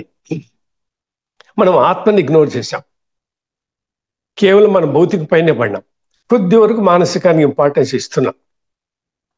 మానసికానికి చాలా మంది ఇంపార్టెన్స్ ఇవ్వడం లేదు. ఆ మానసిక స్థితి సరి లేకనే మనకు స్ట్రెస్, డిప్రెషను, యాంగ్జైటీ, ఫ్రస్ట్రేషను, ఇవన్నీ ఈ జబ్బులు వస్తున్నాయి. దాని మందులు కూడా ఉండవు. కాబట్టి బాడీ, మైండ్ అండ్ స్పిరిట్ ఈ మూడింటిని ఈక్వల్గా మనం చూసుకోవాలి. కాబట్టి ఫిజికల్ మాత్రమే మనం చూస్తున్నాం, భౌతిక శరీరాన్ని. మానసికాన్ని కూడా మనం నెగ్లెక్ట్ చేసాం. మన నవనాగరికత జీవన విధానం వల్ల మన మెంటల్ స్థితి కూడాను నెగ్లెక్ట్ చేసాం. దానివల్లనే మనం మందు లేని జబ్బులు ఎన్నో వస్తుంటాయి. టెన్షన్లు, స్ట్రెస్లు, ఇవే మెయిన్ జబ్బులు. స్పిరిట్, ఈ బాడీకి మూల కారణం స్పిరిట్, ఆత్మ. ఈ బాడీ నిర్మించింది స్పిరిట్, ఆత్మ. దాన్ని మనం నెగ్లెక్ట్ చేసాం. కాబట్టి ఆధ్యాత్మికం అంటే అంతరంగము అని. మన శరీరం లోపల ఏముంది? స్పిరిట్ ఉంది, ఆత్మ ఉంది. ఆ ఆత్మకు సంబంధించిన సాధనయే ధ్యానం. ధ్యాన వస్తువు, ధ్యాన పదార్థం ఏది ఉందో, ధ్యాన పదార్థం ఏదంటే ఆత్మనే. ఆత్మ కానీ ధ్యానమే కాదు. ధ్యానం అంటే ఆత్మాన్వేషణయే, సత్యాన్వేషణయే. దాన్ని మనం ఆత్మబంధువు అంటాం. కాబట్టి దానిపైన దృష్టి పెట్టుకొని మనం ధ్యానం చేయాలి. బాహ్య ప్రపంచంలో మనకి ఇవి కనబడ్డాయి, ఈ అనుభూతులు వచ్చాయి, అనుభూతులు వచ్చాయి, ఆల్ ఫాల్స్. అదంత మాయ, మనసు యొక్క లీలలు, క్రియలు. అది ఆధ్యాత్మికటువంటి ఆలోచనలు లేకపోతే అనుభవాలు కాదు. ఆధ్యాత్మికంలో ఎప్పుడటువంటి అనుభవాలు రావు. మీకు రావాల్సిన అనుభవాలు ఆత్మానుభవాలు, దైవానుభవాలు, బ్రహ్మానుభవాలు రావాలి. అది నెగ్లెక్ట్ చేసి మన బాహ్య ప్రపంచంలో ఉండేటువంటి వస్తు పదార్థాలకు సంబంధించిన విషయాలపైన మన అనుభూతులను చెప్పుకుంటూ ఉన్నాం. ఎక్స్పీరియన్స్, ఫీలింగ్స్ అని కాదు. స్పిరిట్ ఇది soul, root of the body. బాడీకి రూట్ వచ్చేసి స్పిరిటే మైండ్ను, ఫిజికల్ను కోఆర్డినేట్ చేస్తూ ఉంటుంది. ఈ శరీరానికి మూల శక్తి, మూల పదార్థం, సూక్ష్మాంశం, సారాంశం వచ్చేసి ఆత్మయే. ధ్యానం యొక్క ముఖ్య ధ్యేయం కూడాను ఆత్మపైనే. కాబట్టి ఆత్మ లేకుండా, ఆత్మతో సంబంధం లేకుండా చేసి ధ్యానం లేదు. ధ్యానం యొక్క ముఖ్య ఉద్దేశం ఆధ్యాత్మికము, అంతర్గతము, అంతర్లీనము, స్వభావము అంటాం. నీ స్వభావం ఏంటంటే ఆత్మ. కాబట్టి అంతర్లీనము, అంతర్గతము, చూసారా, అంతరాంతరాల్లో ఉండేది, హృదయాంతరాలలో ఉండేది, అన్నిటికంటే అణిగి ఉండేది, అన్నిటికంటే లోపల ఉండేది ఏదంటే స్పిరిట్. ఆ స్పిరిట్ ఈ శరీరం ఆరోగ్యానికి కానీ అనారోగ్యానికి కానీ మూల కారణం. This called body, mind and spirit. ఒట్టి బాడీకి ఇంపార్టెన్స్ ఇస్తున్నాం మనం. మైండ్ కదా కొద్దిమంది తెలిసిన వాళ్ళు, జ్ఞానం ఉన్న వాళ్ళు. స్పిరిట్ టోటల్గా మర్చిపోయాం. కాబట్టి శరీరం మూలము, ఆధారము, మూల సారాంశం ఏది అంటే ఆత్మనే, స్పిరిట్. ఆ నౌన్ ఫామ్ని మనం స్పిరిచువాలిటీ అంట. ఆ స్పిరిచువాలిటీనే ఆధ్యాత్మికం. అంటే జీవాత్మ, పరమాత్మ, మాయా అని. అంటే జ్యోతి, జ్యోతిర్జ్యోతి, అంతర్జ్యోతి, జ్యోతిర్మయి అని. ఏది ఉంటే వెలుగు, ప్రకాశం మన శరీరంలో ఉందో ఆత్మ యొక్క జ్యోతి, అదే spirit. Controlling system of the body వచ్చేసి స్పిరిటే. కాబట్టి మీ శరీరంలో అంతర్లీనంగా ఉన్నటువంటి అవ్యక్త రూపంలో ఉన్నటువంటి దైవత్వము అని. కాబట్టి మన శరీరంలో ఉన్నటువంటి అవ్యక్తమైనటువంటి శక్తి ఏది ఉందో అదే స్పిరిట్, అదే స్పిరిచువాలిటీ, అదే దైవత్వం, అదే దేవుడు. దేవుడు బయట ఎక్కడ? మన శరీరంలోనే ఉన్నాడు. దైవం మనుష్య రూపేణ దేహో దేవాలయం ప్రోక్త జీవం సనాతనం. చూసారా, దేహో అంటే దేహం, శరీరం అన్నమాట. దేహో దేవాలయం సోహం భావన పూజాయత్. మీ శరీరంలోనే దేవుడు ఉన్నాడు. ఆ దేవుని యొక్క హెల్ప్ మనం తీసుకోవాలి. ఈ శరీరం మూలమంత ఆత్మనే, స్పిరిట్. కాబట్టి ఏది నీ యందు ఉందో, నీ లోపల ఉందో, దేని గురించి నీకు తెలియదు, ఏది నీ యందు నిన్ను నియమించి నియంత్రిస్తూ ఉందో అదే స్పిరిట్. ఆ స్పిరిట్ పైన ధ్యానం చేయడమే ఈ ఆధ్యాత్మికం. ఇది కాక బాహ్యంగా చేసేది ధ్యానం కాదు, అది వేరే పేర్లు పెట్టుకోవచ్చు. ఎన్నో పేర్లు ఉన్నాయి, ఎన్నో ప్రయోజనం ఉన్నాయి. ఒక్కొక్క దాని ప్రయోజనం ఆబ్జెక్టివ్ ఉంటుంది. ధ్యానం యొక్క ఉద్దేశం స్పిరిట్, ఆత్మపైన చేసేటువంటి అంతర్ముఖత్వం, అంతర్లీనం. కాబట్టి అవ్యక్తంగా అంతర్లీనంగా అనియమని ఉండేటువంటి వస్తువు పదార్థం ఏదైతే ఉందో మన శరీరంలో స్పిరిట్, దాన్ని మనం నెగ్లెక్ట్ చేసాం. అదే స్పిరిచువాలిటీ యొక్క యాక్సెప్ట్ ఇక్కడ. Body, mind and spirit. రోగానికి, అనారోగ్యాలకి అన్నిటి మూల కారణం spirit. Spirit is coordinating body of the body and mind. మైండ్కు బాడీ కోఆర్డినేట్ చేసేటువంటి శక్తి వచ్చేసి స్పిరిట్. ఆ స్పిరిట్ నెగ్లెక్ట్ చేయదు. దాని ఆత్మశక్తి అంటాం. జ్యోతి, వెలుగు, ప్రకాశం అంటాం. జ్యోతిర్మయి అంటాం. ఆ జ్యోతిర్మయ దాని అంతరాత్మ, అంతర్యామి అంటాం. అదే శక్తి. ఆధ్యాత్మిక శక్తి ఏదంటే ఆత్మశక్తియే ఆధ్యాత్మిక శక్తి. ఈ ఆధ్యాత్మిక శక్తితో మనం ఆరోగ్యంగా జీవించాం. దీన్ని మనం ఆధ్యాత్మికము, ఆరోగ్యము అంటాం. అది main concept. Body, mind and spirit. Body ఉండేది మూడే. ఒకటి ఆరోగ్యంగా ఉంటే, లేదా ఒకటి అనారోగ్యం ఉంటే మిగతా రెండు అనారోగ్యం అవుతాయి. ఇప్పుడు ఫిజికల్గా మనం స్ట్రాంగ్గా ఉన్నట్లయితే, లేదా ఫిజికల్గా మనకు జబ్బులు వచ్చినట్లయితే, అది మైండ్ పైన, స్పిరిట్ పైన ప్రభావం చూపిస్తుంది. మానసిక సమస్యలు ఉన్నట్లయితే, మానసిక అనారోగ్యాలు ఉన్నట్లయితే, అది భౌతికం పైన, స్పిరిట్ పైన కూడా పనిచేస్తుంది. ఈ మూడు దానిపైన ఇంటికి అయి ఉంటాయి, ఆధారపడి ఉంటాయి. వీటి సమత్వం ఉండాలి, సమానత్వం ఉండాలి, బ్యాలెన్సింగ్ చేయాలి, సమతుల్యంలో ఉండాలి. మూడు సమతుల్యంలో ఉన్నప్పుడే మనం ఆరోగ్యంగా ఉన్నట్లు. నేను ఆరోగ్యంగా బాగా ఉన్నాను ఫిజికల్గా అంటే మెంటల్లీ యు ఆర్ పూర్. మొదలని చెప్పాను, ఆరోగ్యం అంటే మనిషి ఏం రోగం లేదు, జబ్బు లేదని కాదు. మెంటల్గా, స్పిరిచువల్గా, ఫిజికల్గా, ఎమోషనల్గా, చూసారా? ఆ తర్వాత ఎన్విరాన్మెంటల్గా, ఎథికల్గా, సోషల్గాను ఆరోగ్యంగా ఉండాలి. ఎందుకంటే ఆరోగ్యం సరిగా లేకపోతే, ఉదాహరణ చూసుకోండి, cancer and HIV, they have the stigmatize. సమాజంలో గౌరవం ఉండదు. క్యాన్సర్ ముద్ర పడిపోతుంది మనపై, ఇంకొక జబ్బు పేరు ముద్ర పడిపోతుంది. అట్లా స్టిగ్మాలు ఉండకుండా ఉండాలంటే అందుకే సంపూర్ణ ఆరోగ్యం అంటుంటారు, హోల్నెస్ అంటారు. హెల్తీ అంటాం, హోలిస్టిక్ మెడిసిన్ అంటాం. ఈ ఆధ్యాత్మికమే హోలిస్టిక్ మెడిసిన్. హోలిస్టిక్ అంటే సంపూర్ణం, అంటే ఈ మూడు కవర్ కావాలి. ఈ మూడు సమానంగా ఎప్పుడు సమతుల్యంలో ఆరోగ్యంగా ఉండాలి. ఉన్నప్పుడే నువ్వు ఆరోగ్యంగా ఉన్నట్లు, లోపల బయట. ఆరోగ్యం అంటే ఇన్నర్గా మీరు ఆరోగ్యంగా ఉండాలి, తర్వాత బాహ్యంలో ఉండాలి. అదే స్పిరిట్ యొక్క మీనింగ్. కాబట్టి బాడీ, మైండ్, స్పిరిట్ గుర్తుపెట్టుకోండి. ఇది ఫిజికల్ వెల్నెస్. దీన్నే సంపూర్ణ ఆరోగ్యం అంటాం. ఈ మూడింటిని ఆరోగ్యంగా ఉంచడమే సంపూర్ణ ఆరోగ్యము. ఫిజికల్గా ఒకటే కాదు. కాబట్టి ఈ మూడింటికి సమతుల్యము, బ్యాలెన్స్ మెయింటైన్ చేయాలి. అప్పుడు you are good person, healthy person. It means that holistic health. This is called holistic medicine. Body mind medicine అంటాం, లేదా హోలిస్టిక్ మెడిసిన్ అంటాం ఈ ఆధ్యాత్మిక శక్తిని. దాని సైడ్ మనము ఎక్కువ కాన్సన్ట్రేషన్ చూపించడం లేదు, నెగ్లెక్ట్ చేస్తున్నాం వాడిని. కాబట్టి ఇది ఏ విధంగా పనిచేస్తుంది చూడండి. ఆధ్యాత్మికానికి మనకు ఈ యొక్క ఆరోగ్యానికి సంబంధం ఏంటి అని కొన్ని చెప్తాను చూడండి. ఏ విధంగా ఈ ఆధ్యాత్మికం ట్రీట్ చేస్తుందంటే, prevention is better than cure అని ఉంది. జబ్బు వచ్చిన తర్వాత మందులు తీసుకున్నానంటే, నీకు ముందుగానే ఈ స్పిరిచువాలిటీ ప్రివెంట్ చేస్తుంది, రోగ నిరోధం చేస్తుంది.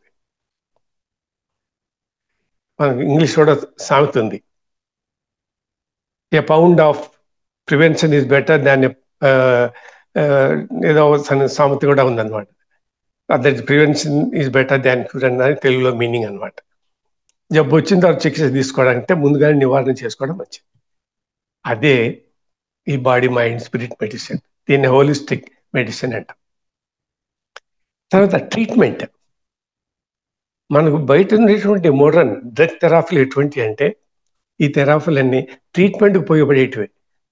ఈ రోజు మనం అనుభవించేటువంటి ఆధ్యాత్మిక రోగాలకు అన్నిటికీ మందులు ఉన్నాయి, కానీ ఓన్లీ ట్రీట్మెంట్ మాత్రమే. మనకు కావాల్సింది క్యూరింగ్. అది మళ్ళీ తిరిగి రాకూడదు ఆ జబ్బు, శాశ్వతంగా ఆ జబ్బు క్యూర్ అయిపోవాలి. అటువంటి క్యూరింగ్ సిస్టమ్ మనకు స్పిరిచువాలిటీలో ఉంటుంది. ఎందుకంటే దీనిలో ఎన్నో యాక్టివిటీస్ నాకు తెలుసుకోవాల్సింది. అవన్నీ చేస్తే కానీ ఈ సబ్జెక్ట్ పూర్తిగా మీకు అర్థం కాదు. కాబట్టి ఆ క్యూరింగ్ సిస్టమ్ ట్రీట్మెంట్ సిస్టమ్ కాదు, క్యూరింగ్ సిస్టమ్ మన బాడీలో డెవలప్ అవుతుంది అనమాట. దాన్ని సెల్ఫ్ హీలింగ్ అంటాం. సెల్ఫ్ హీలింగ్ కావాలి మనకి. ఆ సెల్ఫ్ హీలింగే బాడీ హీల్స్ ఇట్ సెల్ఫ్ అంటాం. సైన్స్లో ప్రోవర్బ్ ఉంది, body heals itself and heals other body. మన బాడీ మనము ఆరోగ్యంగా ఉంచుకుంటాం, ఇతరులకు కూడా మన బాడీ ఉపయోగపడుతుంది. కుటుంబానికి మన బాడీ ఆరోగ్యంగా ఉండాలి, దేశానికి ఉండాలి. ఆరోగ్యమైన శరీరం దేశానికి కూడా అవసరం.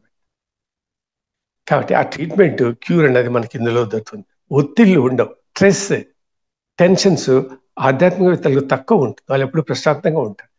ఎటువంటి సంఘటనలు ఘర్షణలు ఏర్పడినా కూడా వాళ్ళు ప్రశాంతంగా శాంతియుతంగా పరిష్కారం చేసుకోగలుగుతారు. దాని యొక్క శక్తి అది. టెన్షన్ ఉండవు అనమాట. ఆ ఒత్తిళ్లను ఎదుర్కోవడము, ఒత్తిళ్లను అధిగమించేటటువంటి శక్తి ఈ స్పిరిచువాలిటీ పవర్స్ ఉన్న వాళ్ళకు లభిస్తుంది అనమాట. ఆ సెల్ఫ్ హీలింగ్ అన్నది అది. ఇన్నర్ హీలింగ్ ఎవరి శరీరాన్ని వాళ్ళు బాగా చేసుకోవడం. ఆధ్యాత్మికం అంటే ఒక వైద్య విధానం కాదు, ఒక మార్గము కాదు. ఇవి అనేక వనరులు, అనేక మార్గాల యొక్క సమాహారం. అనేక మార్గాలు ఉంటాయి. అన్ని జీవితంలో ఒక భాగంగా సైమల్టేనియస్ ఒకే మారం మనము పాటించుకుంటూ పోవాలి.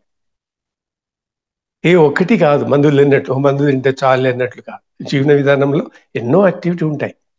మన జీవన విధానంలో ఎన్నో యాక్టివిటీ చేస్తున్నాం, అట్లే స్పిరిచువల్ యాక్టివిటీస్ కూడా మనం చేసినప్పుడు అవన్నీ మనకు నివారణ అయిపోతూ ఉంటాయి.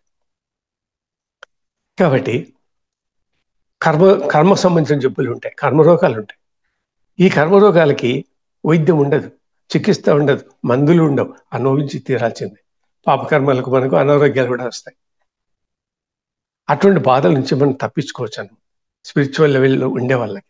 ఎందుకు? వాళ్ళకు ఆ కాంప్రమైజింగ్ శక్తి తెలుస్తుంది, తన సృష్టి విధానం వాళ్ళకు తెలుస్తుంది. సృష్టి విధానం చూడండి, దానికి మన సృష్టి జ్ఞానం ఉన్న వాళ్ళు కర్మ సిద్ధాంతాన్ని గురించి తెలుసుకుంటారు, పునర్జన్మల నుంచి తెలుసుకుంటారు. కాంప్రమైజ్ అవుతారు జీవితంలో. బాధలు ఉండవు, దుఃఖాలు ఉండవు. అదే ఈ ఆధ్యాత్మిక చింతన ఆచరణ లేకపోతే వాడు ఎప్పుడు బాధపడుతుంటాడు. నాకే వచ్చింది జబ్బు, వేరే వాళ్ళకి రాలేదు అనేటువంటి చింతన, పెయిన్, సారోనెస్ ఎక్కువ ఉంటుంది. అండ్ స్పిరిచువల్ కెపాసిటీ అనేటువంటి వ్యక్తికి నీకు ఆలోచన రాదు. ఈ కాంప్రమైజెస్ విత్ నేచర్, ఆ కర్మ సిద్ధాంతం తెలుసు, పునర్జన్మ వ్యవస్థ తెలుసు. కాబట్టి ధైర్యంగా సమస్యలను ఎదుర్కొంటాడు అనమాట. కాబట్టి ఆ కర్మకు సంబంధించిన జబ్బులు ఎక్కువగా ఉంటాయి, చాలా సీరియస్. అవి అంత సులభంగా పోవు అన్నమాట. ఆధ్యాత్మిక జీవితం మనం గడుపుకుంటూ వస్తే ఇటువంటి లోపాలన్నీ వెళ్ళిపోతాయి. శారీరక మానసిక శుద్ధి జరుగుతుంది, శుభ్రత ఉంటుంది. ఆది భౌతిక వ్యాధులు అన్నీ వెళ్ళిపోతాయి. మనకు ఆది భౌతిక వ్యాధి యొక్క బీజం, మూలాలు అన్నీ తొలగిపోతాయి అన్నమాట. కాబట్టి రోగ కారణాలు, రోగ మూలాలు, ఆది భౌతిక రోగాలు కూడా తొలగిపోతాయి అన్నమాట. దీంట్లో ఇన్ని మార్గాలు ఉంటాయి, అనేక మార్గాలు మనం పాటించడమే ఆధ్యాత్మిక జీవన విధానం. ఇంకా చూడండి, ఈ కార్యక్రమాలు ఎలా ఉంటాయి ఆధ్యాత్మిక జీవితంలో. అందులో మన క్యారెక్టరిస్టిక్ ఫీచర్స్ మంచిగా ఉండాలి. అంటే character, conduct, code of conduct, నీతి నియమాలు పాటించడము, code of ethics, spiritual life, humanistic life, చూసారా, మోరల్స్, క్యారెక్టర్, కాండక్ట్, దయ, సింప్లిసిటీ, కైండ్నెస్, ఎన్నో పదాలు ఈవెన్ టీచర్లు కూడా పిల్లలు బోధిస్తుంటారు. కాబట్టి మన దగ్గర ఆ గుడ్ క్యారెక్టరిస్టిక్స్ ఫీచర్స్ మనలో ఉండాలి.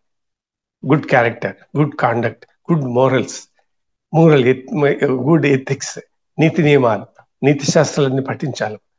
ఆ యొక్క బాటలో మనం ప్రయాణం చేస్తే పరిశుద్ధి అవుతుంది శరీరం అంతా. గుణాలు, లక్షణం ఉండడమే ఆధ్యాత్మికం. కూర్చొని చేసేది ఏమీ లేదు. ఆ గుడ్ లక్షణాలు, క్యారెక్టరిస్టిక్స్ మనం సంపాదించాలి.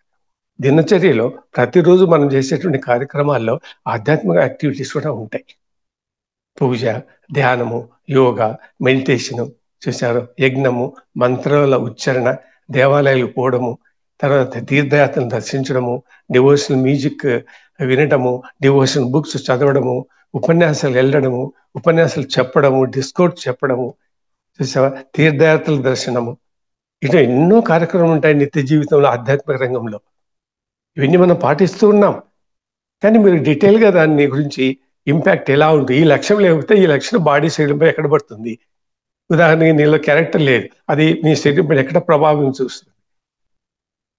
నీతి లేదు నీ దగ్గర, నీతి లేకపోతే నీ శరీరం పైన ఏ భాగం పైన అది పనిచేస్తుంది. ఇట్లా అన్ని క్యారెక్టర్, అందుకే పూర్వకాలం పెద్దలు చెప్తుంటారు, ఫర్గెట్, క్షమ, దయ, సమానత్వం అండ్ రిలీజియస్ అమికబిలిటీ, మత సామరస్యం అండ్ విశ్వభావన, విశ్వధోరణి, విశ్వమానవ సమానత్వం, విశ్వ మత సమానత్వం. ఇటువంటి కొన్ని క్యారెక్టర్స్ ఉండాలి మన, గుడ్ క్వాలిటీస్. ఆ సాధకుడు ఆయన అలవర్చుకోవాలి. ఆ బ్యాడ్ గుణాలని మన లోపల, వ్యసనాలన్నీ లోపలే పెట్టుకొని ధ్యానము, యోగా అంటే అది ఎప్పుడు కాదు. కాబట్టి నిత్య జీవితంలో యాక్టివిటీస్ ఉంటాయి, నీ గుణగణాలు కూడా బాగుండాలి. కాబట్టి ఆధ్యాత్మిక శక్తి క్యూర్ చేస్తుంది. ఈ ఆధ్యాత్మిక శక్తి అనేది ఎక్కడ ఉండాలా, ఎక్కడ ఉంది అంటే మీరు ఎప్పుడు గుర్తుపెట్టుకోవాలి, మీ శరీరంలో అంతర్లీనంగా అవ్యక్తంగా ఉన్నటువంటి దైవశక్తి ఏది ఉందో అదే ఆత్మ, అదే ఆధ్యాత్మిక శక్తి, అదే స్పిరిట్. ఆ స్పిరిట్ యొక్క శక్తిని మనం సంపాదించుకోవాలి, పెంపొందించుకోవాలి. అప్పుడు ఆటోమేటిక్గా ఇంటర్నల్గా నీకు ఆరోగ్యం దొరుకుతుంది. రోగ మూలాలు వెళ్ళిపోతాయి అన్నమాట శరీరం నుంచి. భౌతిక, శారీరక, మానసిక శుద్ధి ఏర్పడుతుంది. అదే మాదిరి మనము ఆధ్యాత్మిక గ్రంథాలను చదవాలి. ఎన్నో గ్రంథాలు ఉన్నాయి మనకు, ఆధ్యాత్మిక గ్రంథాలు ఆరోగ్యం పైన.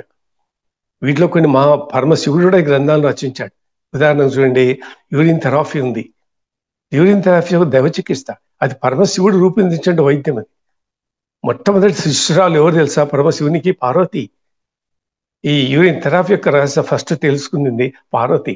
Parvati the first student Lord Shiva. First urine therapy class పార్వతితో జరిగింది.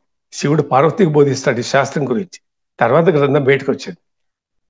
కాబట్టి ఈ దేవుడు రచించిన గ్రంథం అది, దాన్ని నమ్మకపోతే ఎట్లా? ఇంకేం నమ్మాలి? మనం భగవంతుని పూజిస్తున్నామా, ఆరాధిస్తున్నామా? మరి భగవంతుడు రూపొందించినటువంటి మూత్రంలో ఉన్నటువంటి వైద్య లక్షణాలు మనం పొందడం లేదు, దాన్ని వేస్ట్ అయిపోతుంది. అది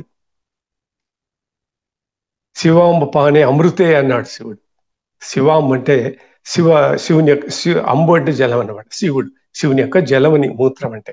శివాంబ పానే అమృతే, అది అమృతంతో సమానం. దేవతలు అమృతం తాగుతారో చాలా కాలం జీవించారు. మానవునికి అమృతము మూత్రమే.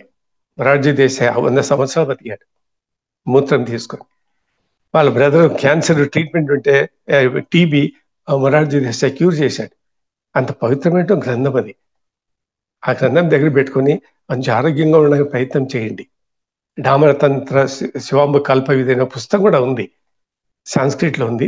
చిన్న పుస్తకం, చిన్న శ్లోకాలు ఉంటాయి. శివుడు ఈ రహస్యాలు అన్ని పార్వతికి బోధిస్తాడు. పార్వతి తర్వాత క్రమేణా ఇతర ఋషులకు, మునులకు ప్రచారం అయిపోయి ప్రాకిపోయి తర్వాత పరమశివుడు దాన్ని గ్రంథ రూపంలో పెట్టాడు. తర్వాత ఎప్పుడో అది వెలుగులోకి వచ్చింది. ఈరోజు కూడా నాగసాధువులు, అఘోరాలు మూత్రం తాగుతారు. మూత్రమే వాళ్ళకి ఆకలి, మూత్రమే వాళ్ళకి న్యూట్రిషన్, మూత్రమే వాళ్ళకి దప్పిక తీరుస్తుంది. కాబట్టి అది మూత్ర వైద్యములు మనం సపరేట్గా వివరంగా తెలుసుకోవచ్చు అనమాట. కాబట్టి అది పవిత్ర గ్రంథం. అటువంటి గ్రంథాలని మనం చదవాలి. అది మన సిద్ధ వైద్యం అని ఉంది. సిద్ధ వైద్యం కూడా శివుడు రూపొందించినటువంటి ఆరోగ్య గ్రంథం అది. అది కూడా నువ్వు పార్వతికి ఫస్ట్ బోధిస్తాడు సిద్ధ వైద్యం. పార్వతి తర్వాత వచ్చేసి నందికి బోధిస్తాడు. ఆ నంది వచ్చేసి మళ్ళీ కొద్దిమంది ఋషులకు బోధిస్తాడు. ఆ విధంగా ప్రచారం వస్తుంది. ఆ సిద్ధ వైద్యానికి గురువు అధిపతి ఎవరంటే వశిష్ఠ మహర్షి, అగస్త్యుడు, మళ్ళీ కొద్ది వాళ్ళంతా తర్వాత వచ్చారు. అదే మరి వజ్రోలి అమరోలి ముద్ర, వజ్రోలి అమరోలి అని కూడా ఒక విద్య, యోగ విద్య అనమాట. పరమశివుడు బోధిస్తాడు. దానిలో మూత్ర వైద్యం వస్తుంది. తర్వాత సెక్సువల్, దాని ఏమంటారంటే రిటెన్షన్ ఆఫ్ సెమెన్ అంట. సెమెన్ రిటెన్షన్ చేయాలి, వీర్యాన్ని వేస్ట్ చేయకూడదు. ఏ విధంగా మిగతా వాటి మనం ఇంపార్టెన్స్ ఇస్తున్నామో అట్లే మనము లైంగిక విషయాలపైన కూడా మన వీర్యాన్ని వేస్ట్ చేయకూడదు. ఇందులో it applies both male and female. దాన్ని వజ్రోలి అమరోలి అంట. ఎవరు కొద్దిమంది దాన్ని సాధన చేస్తారు. ఇటువంటి చేయకుండా మనం కళ్ళు మూసుకొని కూర్చుంటే ఆరోగ్యం ఎట్లా వస్తుంది? No relation. ఒక యాక్టివిటీ జరగాలి. భౌతికంగా ఒక మందు శరీరం మీద పడాలి. ఊరికి కూర్చొని జడంలో, జడస్థితిలో ఏం జరుగుతుంది? ఏమి తెలియదు. అంతా జడమే. శరీరం జడమే, ధ్యానము జడమే. సూక్ష్మ స్థితి లేదు, చైతన్య స్థితి లేదు, జ్ఞానము లేదు. ధ్యానం అంటే సంపూర్ణ ధ్యానము. ధ్యానం యొక్క ఉద్దేశం ఆత్మ అంటే పరమాత్ముడు. కాబట్టి సంపూర్ణ జ్ఞాన స్వరూపమే ఆత్మ. సంపూర్ణ జ్ఞాన స్వరూపమే పరమాత్ముడు. జ్ఞానం లేకుండా మైండ్తో శూన్యంగా పెట్టుకొని ధ్యానం ఏమో చేస్తే ఏమొస్తుంది, చేసినావంటే చేయకపోయినా నువ్వు ధ్యానం చేస్తున్నావు ఎవరికి తెలుసు. You activate your soul, let the soul see your meditation. కాబట్టి నీ మెడిటేషన్ నీ కొరకు కాదు, ఇతరుల కొరకు కాదు, ఆత్మ కొరకు చేయాలి. ధ్యానం చేసేది కూడా ఆత్మనే, జీవుడే.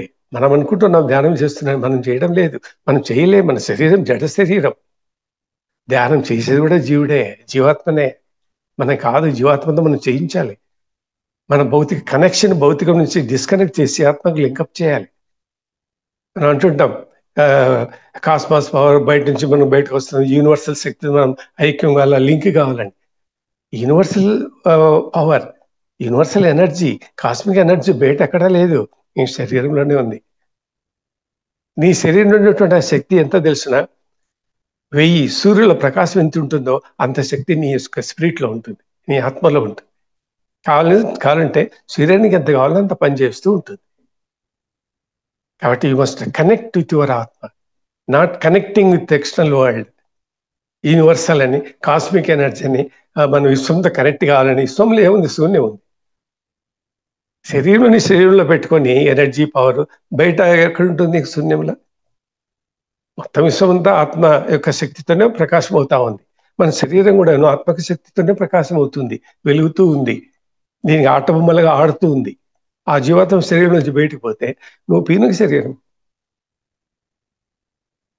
కాబట్టి ఆ పీనుగ శరీరం తగ్గిపోకుండానే మనము ఫిజికల్ ఇమ్మోర్టాలిటీకి రావాలి.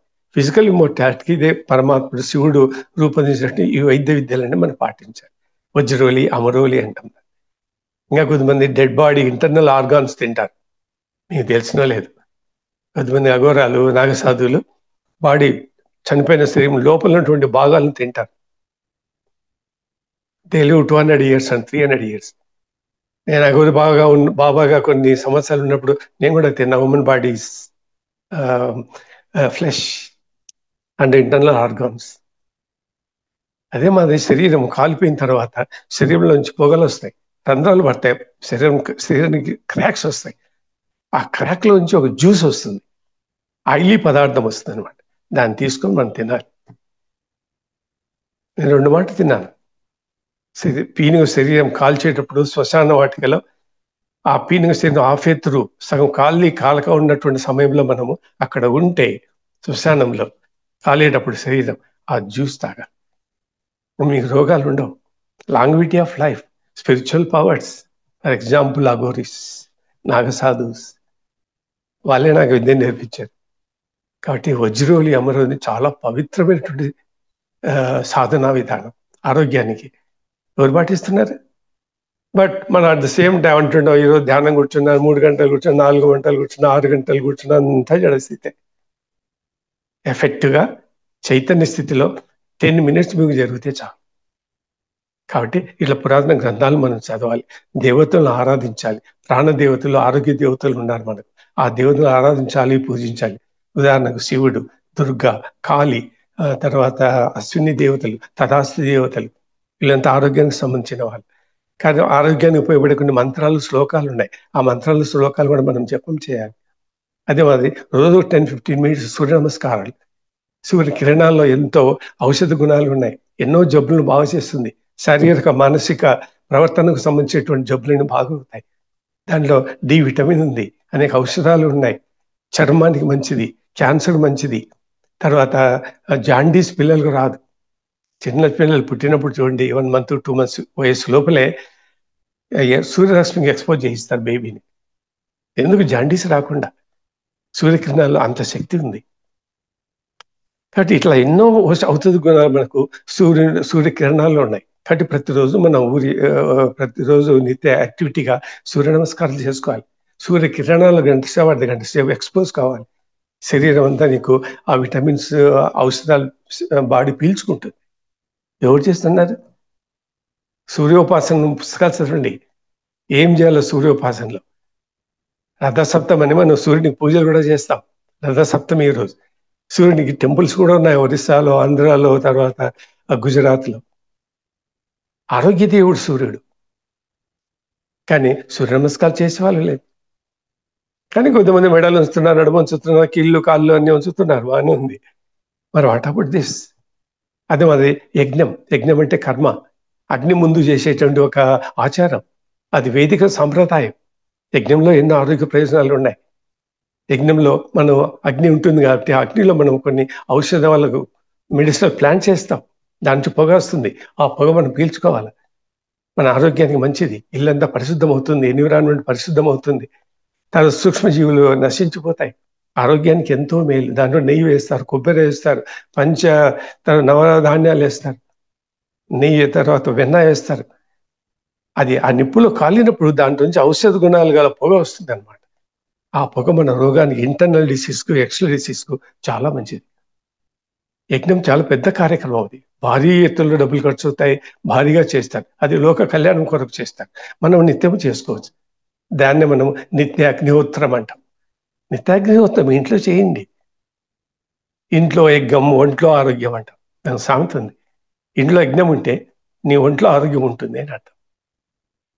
కాబట్టి ఆ యజ్ఞాలు చేయడము అన్నది ఈ కలియుగంలో అంతరించిపోయింది. యజ్ఞం అనేది కాదు, యోగా కానీ, ధ్యానం కానీ, యజ్ఞాలు కానీ, గోపూజ కానీ, తల్లిదండ్రులను పూజించడము, ఆరాధించడము, రక్షించడము, ఎన్నో ఉన్నాయి. కుటుంబం యొక్క విలువలు, ధర్మాలు పాటించడం లేదు, అందుకే కుటుంబ వ్యవస్థలన్నీ పతనమైపోతున్నాయి. నూతన ఆరోగ్య సమస్యలు తెచ్చుకుంటున్న వాటికి మందులు లేవు. కాబట్టి సూర్య నమస్కారాలు చేయండి రోజు. సూర్య నమస్కారం పైన మనం 2 గంటలు మాట్లాడుకోవచ్చు. యజ్ఞం ఏ విధంగా మనకు ఉపయోగపడుతుందో, బెనిఫిట్ చేయండి, మనం 2 గంటలు మాట్లాడుకోవచ్చు. ఈ ఆధ్యాత్మిక సబ్జెక్టే చాలా విశాలమైంది. ఎవ్రీడే ఈ సబ్జెక్ట్ గురించి తెలుసుకుంటూ పోతుండాలి. కాబట్టి నిత్య అగ్నిహోత్రం చేయండి, చాలా మంచిది. అదే మరి మనకు ఆరోగ్య దేవతలు ఉన్నారు, ఆరోగ్య దేవతలను ఆరాధించాలి, పూజించాలి. అదే మరి మనకు ఇది కూడా ఉందన్నమాట. సూర్యోపాసన అంటాం, ప్రాణోపాసన అంటాం, శ్వాసోపాసన అంటాం. ప్రాణోపాసన చేయాలి. ప్రాణం దేవుడు, భగవంతుడు, మన లోపల ఉండే ప్రాణం, అదే ఆత్మ. ప్రాణోపాసన చేయాలి, శ్వాసోపాసన కాదు. శ్వాసతో ఉపాసన ధ్యానం ఏమీ లేదు. శ్వాస ఒక భౌతిక వస్తువు, అది బాహ్య ప్రపంచం, శరీరం, పంచభూతాల్లో అది ఒకటి. మన శరీరం పంచభూతాలు తయారైంది కాబట్టి, దానిపైన ఆధారపడ్డాం కాబట్టి ఆ శ్వాస పీల్చుకుంటున్నాం. దేవుడి సిస్టమ్ పెట్టలేదు అనుకోండి, అది అవసరం లేదు. అట్లా పంచభూతాలుగా చాలా ఉన్నాయి కదా, మిగతా 4 ఉన్నాయి కదా, ఆకాశం ఉంది, జలం ఉంది, అగ్ని ఉంది, పృథ్వీ ఉంది, వాటిపైన కూడా ధ్యానం చేయాలా మనం? ముక్కుతో, కడుపుతో, చెవులతో, కన్నులతో ధ్యానం చేయాలా? ఎట్లవుతుంది? ప్రాణాన్ని ఉపాసన చేయాలి, శ్వాసను కాదు. శ్వాస అనేది ప్రాథమిక దశలో ఒక వ్యక్తిని ఉన్న స్థాయికి లేదా యోగాన్ని సిద్ధం చేయడానికి ప్రారంభ దశలో నేర్చుకునేటువంటి విద్యలు అవి. ఆసనాలు వేసేది, శ్వాస పీల్చుకునేది. ఆధ్యాత్మిక ఉపయోగాలు, ఫలితాలు దాంట్లో లభించవు, అయినా చేసుకుంటే తప్పులేదు. యోగంలో అనేకమైన పద్ధతులు ఉన్నాయి. ప్రతి శరీరంలో ప్రతి పార్ట్కు ఒక వ్యాయామం ఉంది, ప్రతి పార్ట్కు పూజా విధానాలు ఉన్నాయి. ఎందుకు? మొత్తం శరీరం అంతా దైవ వ్యవస్థనే. ఎంతో మంది దేవత శరీరంలో ఉన్నారు, ప్రాణం కూడా దేవతనే, శ్వాస పీల్చేది కూడా జీవుడే, జీవుడు ఆత్మనే. అట్లా జ్ఞానాన్ని తెలుసుకోవాలి. ఇప్పుడు శ్వాస పీల్చడం ఎందుకు పీలుస్తున్నాం మనము, ఇప్పుడు ఎందుకు సాధన చేస్తున్నాం దానిపైన మీరు కనుక్కోవాలి. శ్వాస పీల్చేది జీవుడు అని, ధ్యానం చేసేది నువ్వు కాదు, జీవుడు అని మీరు తెలుసుకోవాలి. ఆ జ్ఞానాన్ని తెలుసుకోవాలి. కృష్ణుడు గీతలో చెప్పేది అదే కదా, మీరు లాస్ట్ ఊపిరి వదిలే లోపల ఆ ఊపిరి ఏమిటో తెలుసుకోండి అంట. ఆ ఊపిరి నేనే అంటాడు కృష్ణుడు, అంటే జీవుడు, జీవాత్మ. అంటే మన శరీరంలో ఉన్న జీవుడు ఎవరు? సనాతనమైనటువంటి నా యొక్క ఆత్మయే జీవలోకంలో జీవుడుగా ఉన్నాడు అంటాడు కృష్ణుడు. సనాతనమైనటువంటి నా అంశ అంటే పరమాత్మ యొక్క అంశనే జీవలోకంలో జీవుడుగా ఉన్నాడు. ఆ జీవుడు ఎవడంటే పరమాత్ముడే. ఆ పరమాత్మనే శ్వాస పీల్చేది. కాబట్టి మనం చేసే ప్రతి యాక్టివిటీ, ధ్యానం, యోగంలో పరమాత్మకు లింక్ కావాలా, ఆత్మతో లింక్ కావాలి. దానికి సంబంధం లేకుండా చేసేది కాదు ఇవి. ముక్త గాలి పీల్చేది, మెడ నుంచి యోగా చేసేది, ఇంకొకటి చేసేది అయిన భౌతిక క్రియలు, బాహ్య క్రియలు. అది దానికి ఆత్మతో లింక్, సంబంధం ఏర్పడదు. అందుకే ఆత్మ ప్రకార కర్మలు అంటాడు కృష్ణుడు. ఆత్మ జ్ఞాన ప్రకారంగా ఉండాలి నీ సాధన చేస్తే. ధ్యానం చేయి, యోగం చేయి, శ్వాస పీల్చో, ప్రాణాయామం చేయి, ప్రాణోపాసన చేయి. ఆత్మకు లింక్ అయి ఉండాలి. ఆత్మ జ్ఞానపూర్వకంగా మీరు యాక్టివిటీ చేయాలి. కాబట్టి ఆత్మ తెలియదు, ఆత్మ జ్ఞానము తెలియదు. మనం ధ్యానం చేస్తాం, సమాధి పోతాం, ఏమేమో ఊహించుకొని కల్పించుకొని చెప్తాం, అన్నీ అబద్ధాలే. మీకు కావాల్సింది ఆత్మ సంస్కరణ, ఆత్మను ఉద్ధరించుకోవాలి. ఆత్మ జ్ఞానం ఉండాలి, ఆత్మపైన కేంద్రీకరించాలి, ఆత్మపైన ధారణ పెట్టాలి, ఆత్మపైన సమాధి వెళ్ళిపోవాలి. దీనికి మనం ఆత్మను రమించాలి, ఆత్మను మైథునం చేయాలి, ఆత్మతో మనం క్రీడించాలి.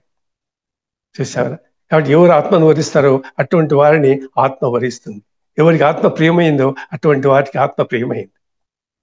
ఇట్లా వేద జ్ఞానం అంతా యోగశాస్త్రంలో చాలా ఉంది. కానీ దాన్ని బోధించే వాళ్ళు లేరు, పదులు పుస్తకాలు చదివే వాళ్ళు లేరు. కాబట్టి ఇది ఒక వ్యాపార వర్గంగా తయారేట్లు పోతున్నాయి అన్నమాట. ఈ మధ్య కాలంలో ఉన్నటువంటి అనేకమైనటువంటి యోగ పద్ధతులు, ధ్యాన పద్ధతులు ఉన్నాయి. అందరూ ఆత్మేతర దైవేతర కార్యక్రమాలు చేస్తున్నారు, దైవ సంబంధంతో ఉన్నట్టు చేయడం. ఆ మాదిరిగా నిత్య అగ్నిహోత్రము, ప్రాణోపాసన, శ్వాసోపాసన, తర్వాత ఇంకోటి కూడా ఆధ్యాత్మిక పోషక ఆహార పదార్థాలు తినాలి. మనం తినే ఆహార పదార్థాలు ఏంటివి? ఎన్నో ఉపన్యాసాల్లో పాఠాలు జరుగుతున్నాయి, ఎక్స్టెన్సివ్ ప్రచారం అవుతుంది ఆరోగ్యము ఆహార పదార్థాలపై. మనకు కావాల్సిన ఆధ్యాత్మిక పోషక పదార్థాలు, ఒట్టి పోషక పదార్థాలు కాదు, న్యూట్రిషన్ కాదు. మనకు కావాల్సిన న్యూట్రిషన్ కాదు, మనకు కావాల్సింది ప్రైమరీ న్యూట్రిషన్ కావాలి. ప్రైమరీ న్యూట్రిషన్ ఏది? ఆత్మనే. ఆ న్యూట్రిషన్ మనం పక్కన పెట్టేసి టాబ్లెట్లు, విటమిన్లు, ఇవి ఏవి తింటున్నాం. ప్రైమరీ న్యూట్రిషన్ వచ్చేసి ఆత్మశక్తి. దాంతో నీకు చికిత్స జరుగుతుంది. కాబట్టి ఆ ఆధ్యాత్మిక ఆహార పదార్థాలు ఏవి పోషక పదార్థాలు భుజించాలని కూడా మనకు దైవ గ్రంథాలు ఉన్నాయి, యోగశాస్త్రాలు ఉన్నాయి. శివుడు చెప్పాడు.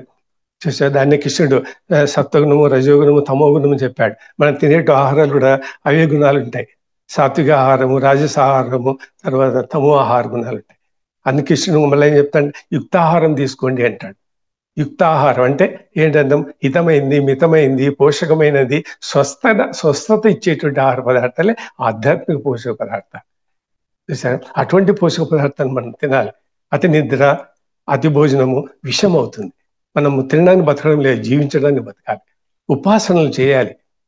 ఏసీ రూమ్లలో ఫ్యాన్ కింద ధ్యానం కాదు, ఉపాసన చేయాలి, కడుపును కాల్చాలి. అప్పుడు మీకు ఆరోగ్యం వస్తుంది. అన్ని హంగులతో చేసేది కాదు ఆధ్యాత్మిక కార్యం. కొన్ని త్యాగం చేయాలి. You must satisfy certain things, then only you get certain things, otherwise మనకు రావు. కాబట్టి ఈ మాదిరి స్పిరిచువల్ హీలర్స్ కూడా ఉన్నారు. డాక్టర్స్ అంటాం కదా, మనకు స్పిరిచువల్ హీలర్స్ అంటాం అనమాట. ఎవరు హీలర్స్? ఎక్కడున్నారు వాళ్ళు? ఎట్లా మనం చికిత్స చేస్తారు? అది కూడా పెద్ద సబ్జెక్ట్ అనమాట. దీన్నే ఫోక్ హీలర్స్ అంటాం, రూరల్ హీలర్స్ అంటాం, లోకల్ హీలర్స్ అంటాం. దైవశక్తి సంపన్నులు అనమాట వీళ్ళు ఆధ్యాత్మిక శక్తితో చికిత్స చేసేస్తారు. ఉదాహరణగా అఘోర బాబులు, నాగసాధువులు. కొద్దిమంది కుటుంబాల్లో వంశపారంపర్యంగా వాళ్ళ ఇంట్లో ఒక వైద్యం ఉంటుంది. ఆ వైద్య విద్య వాళ్ళ కుటుంబానికి పరిమితం, బయట ఎవరికి చెప్పరు ఆ రహస్యం. అటువంటి విద్యలు వాళ్ళ దగ్గర ఉంటాయి. అటువంటి జ్ఞానం మనం పొందొచ్చు. అవి వినడం వల్ల ఏమో గొప్పలని కాదు, పరమశివుడు వీటిని గురించి అన్ని బోధించి పెట్టాడు. అదే మాది మెడిసిన్కి ఒక దైవం ఉంది, గాడ్ ఆఫ్ మెడిసిన్ అని, అంటే ఔషధ దేవుడు అంటాం. ఎవరు ఔషధ దేవుడు? ఆయుర్వేద దేవుడు. ఆయుర్వేదానికి దేవుడు ఎవరు? చూసా, మన్వంతరిని పూజించాలి, ఆరాధించాలి. మన్వంతుడు గాడ్ ఆఫ్ మెడిసిన్. మెడిసిన్కే గాడ్ ఉన్నాడు మన హిందూయిజంలో. అదే మాది పరమశివుడు వైద్యనాథ్ అవతారం ఎత్తాడు. మీరు చూసారు లేదు? వైద్యనాథ్ అంటారు పరమశివుని. అంటే పరమశివుడు వైద్యనాథ్. వైద్యం అంటే వైద్యం చేసేటువంటి వాడని. మానవ రూపంలో డాక్టర్గా పుడతాడు. మనం త్రేతాయుగంలో పోతే గ్రంథాలు చదివితే తెలుస్తుంది. వైద్యనాథుడు ఎవరంటే శివుడు వైద్య రూపం ధరించాడు. అంటే చికిత్సా విధానం చేయడానికి ఒక డాక్టర్గా పుట్టాడు. ప్రపంచాన్ని ప్రచారం చేశాడు ఆధ్యాత్మిక విద్య, ఆరోగ్యానికి. కాబట్టి మనం మన్వంతరిని పూజించాలి, ఆరాధించాలి. ఆరోగ్య దేవతలను పూజించాలి, ప్రాణదేవతలను ఆరాధించాలి. ప్రాణం ఉంది, ప్రాణాన్ని దేవతలు ఉండాలి. ఆ ప్రాణదేవతలను ఆరాధించాలి. శ్వాస దేవుడు. శ్వాస పీల్చే దేవుడు ప్రాణమే, ప్రాణం దేవుడే. పీల్చే దేవుడు వాడు దేవుడే, జీవాత్మనే. అంత పరమతత్వమే, అధికారి వేరే ఏమీ లేదు. ఒక్కటే ఆత్మ సమస్తమైనటువంటి క్రియలు ఈ ప్రపంచంలో చేస్తూ ఉంటుంది. అందుకే వేదాల్లో చెప్పబడింది అనమాట.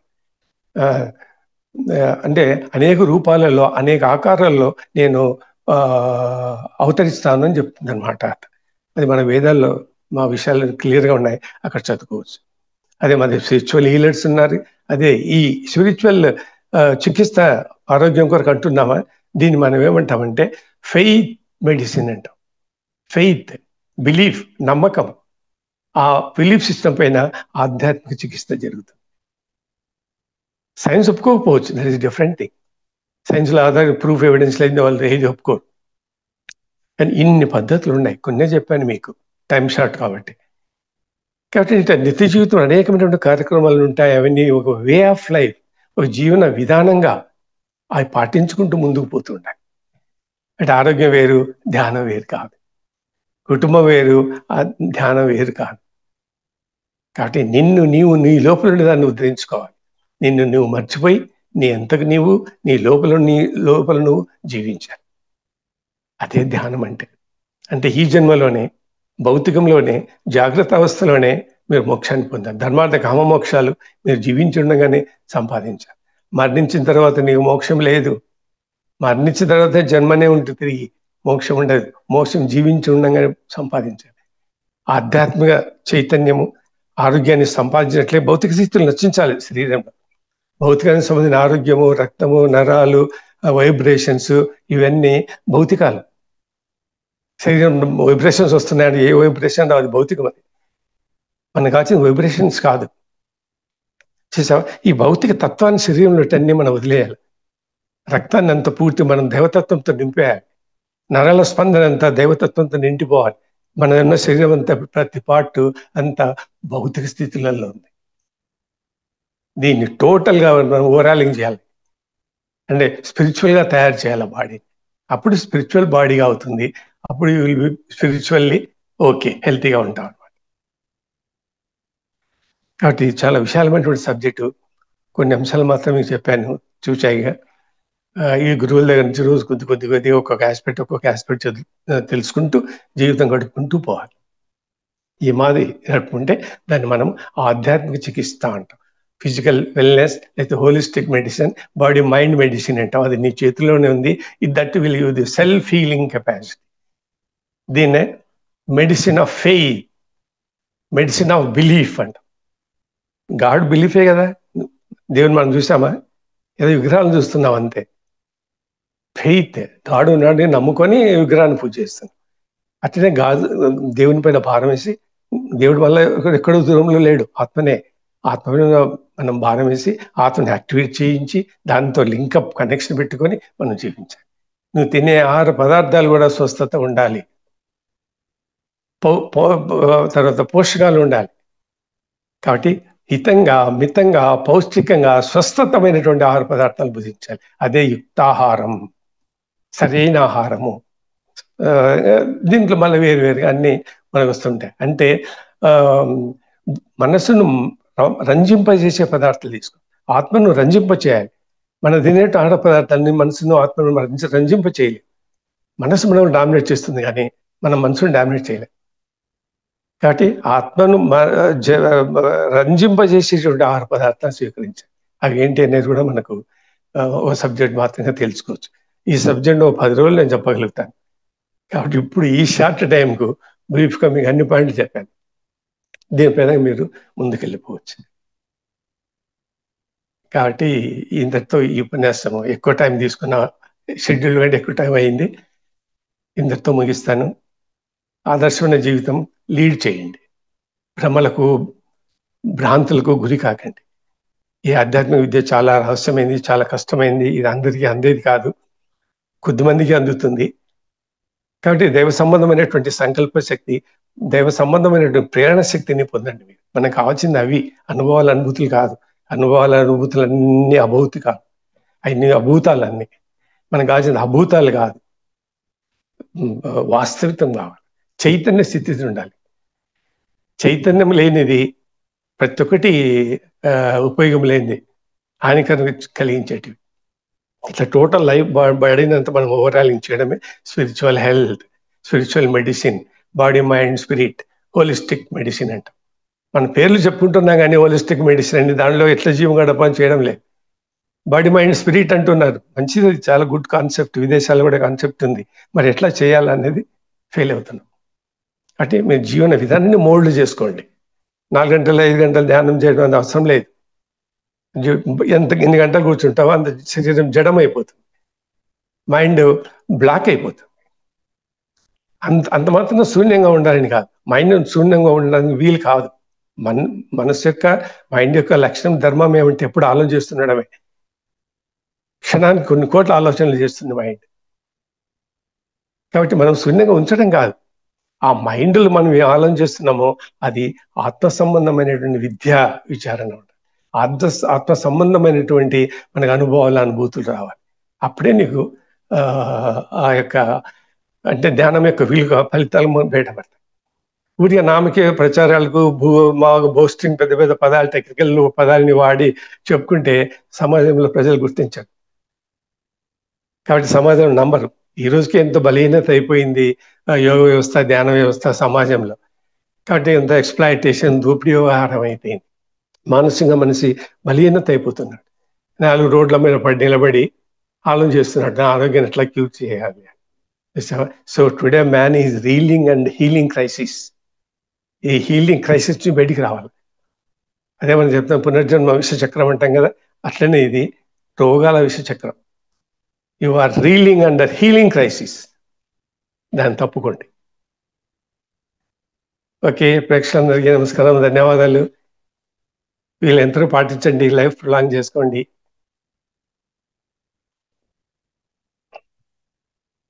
Thank you sir, thank you very much.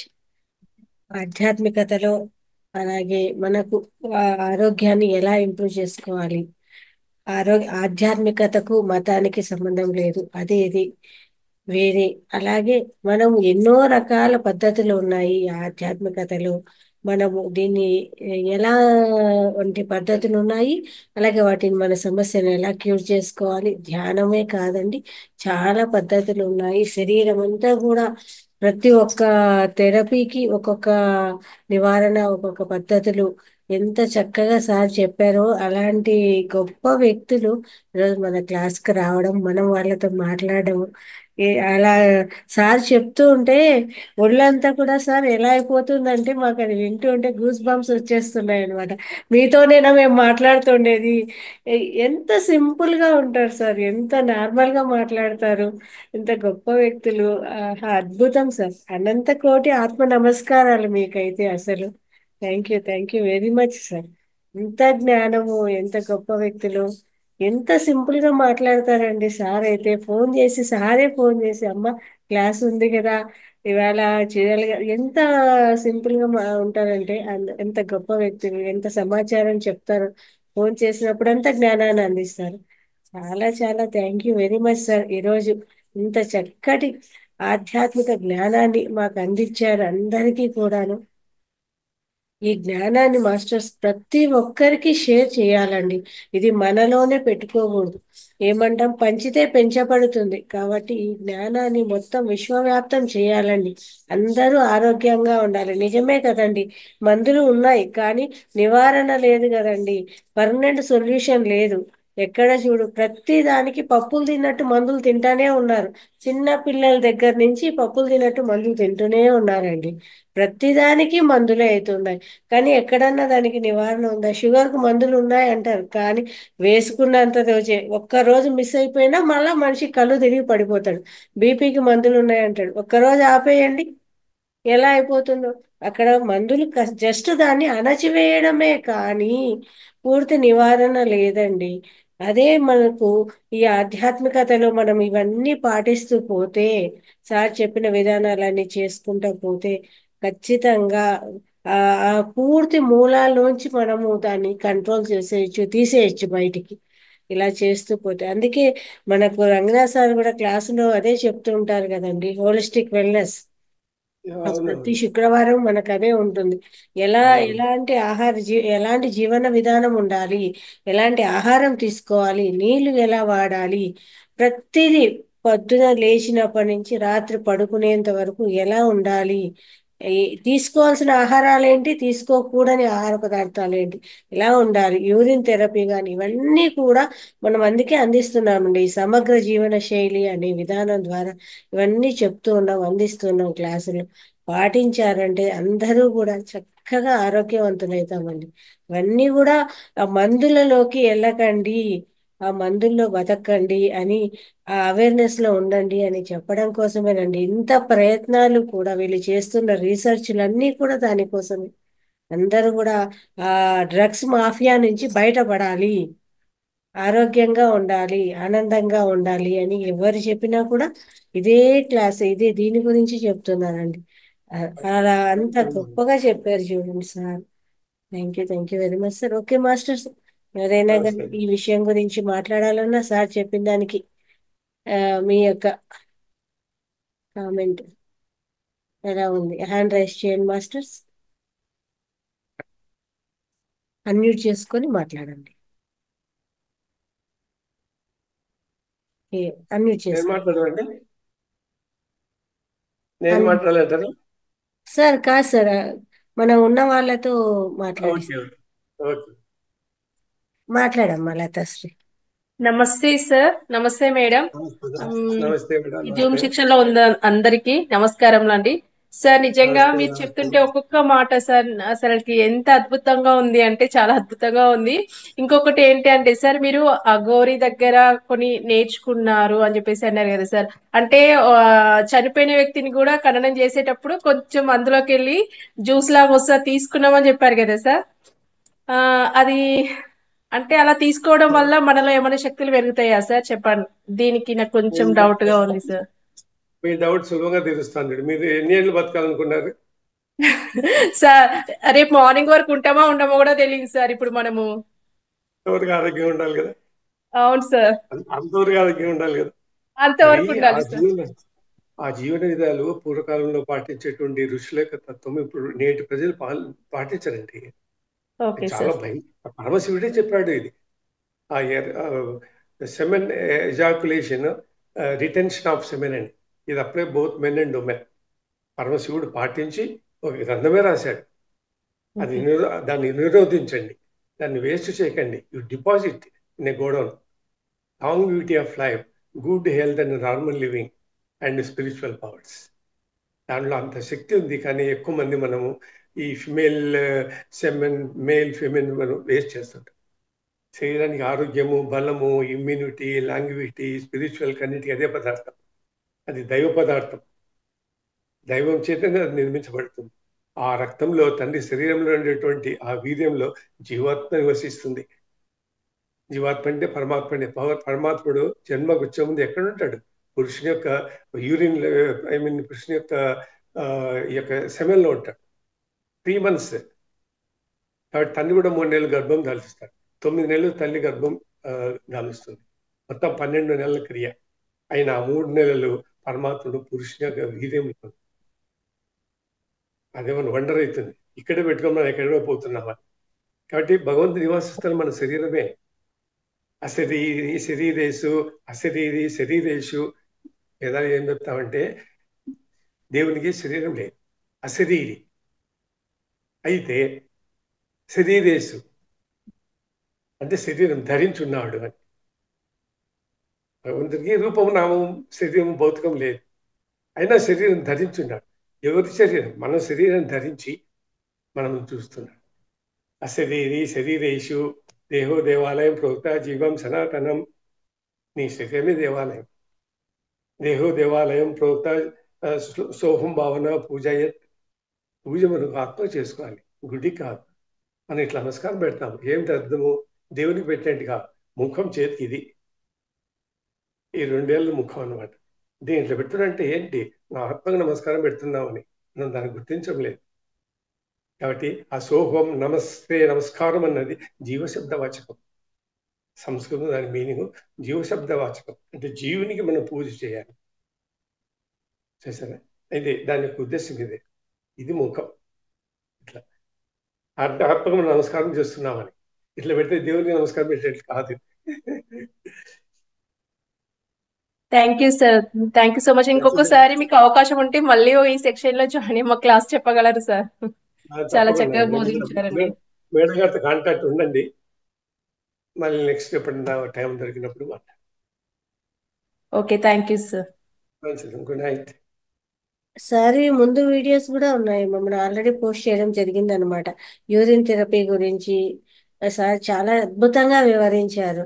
ఆ ఎలా అసలు ఆ యూరిన్ థెరపీ అంటే ఏంటి, ఎలా చేసుకోవాలి, ఆ విధానము అంతా కూడా ముందు మనకు క్లాస్లో సార్ చెప్పడం జరిగింది అనమాట. ఆ వీడియోస్ కూడా మేము షేర్ చేయలేదు. కాబట్టి ప్రతి ఒక్కరు కూడా ఈ వీడియోస్ చూడండి, నలుగురికి షేర్ చేయండి, ఆ జ్ఞానాన్ని పంచండి. మనకు తెలిసిండేది నలుగురికి పంచాలండి. ఇంకా ఎవరికైనా డౌట్స్ ఉన్నాయా, లేదా ఏదైనా అడగాలి సార్ను మాట్లాడాలి అనుకుంటున్నా హ్యాండ్ రైజ్ చేసి మాట్లాడండి మాస్టర్.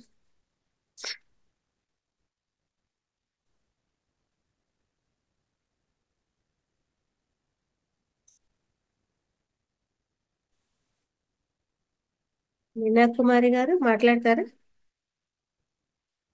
ఉన్నారా మీనా కుమారి గారు?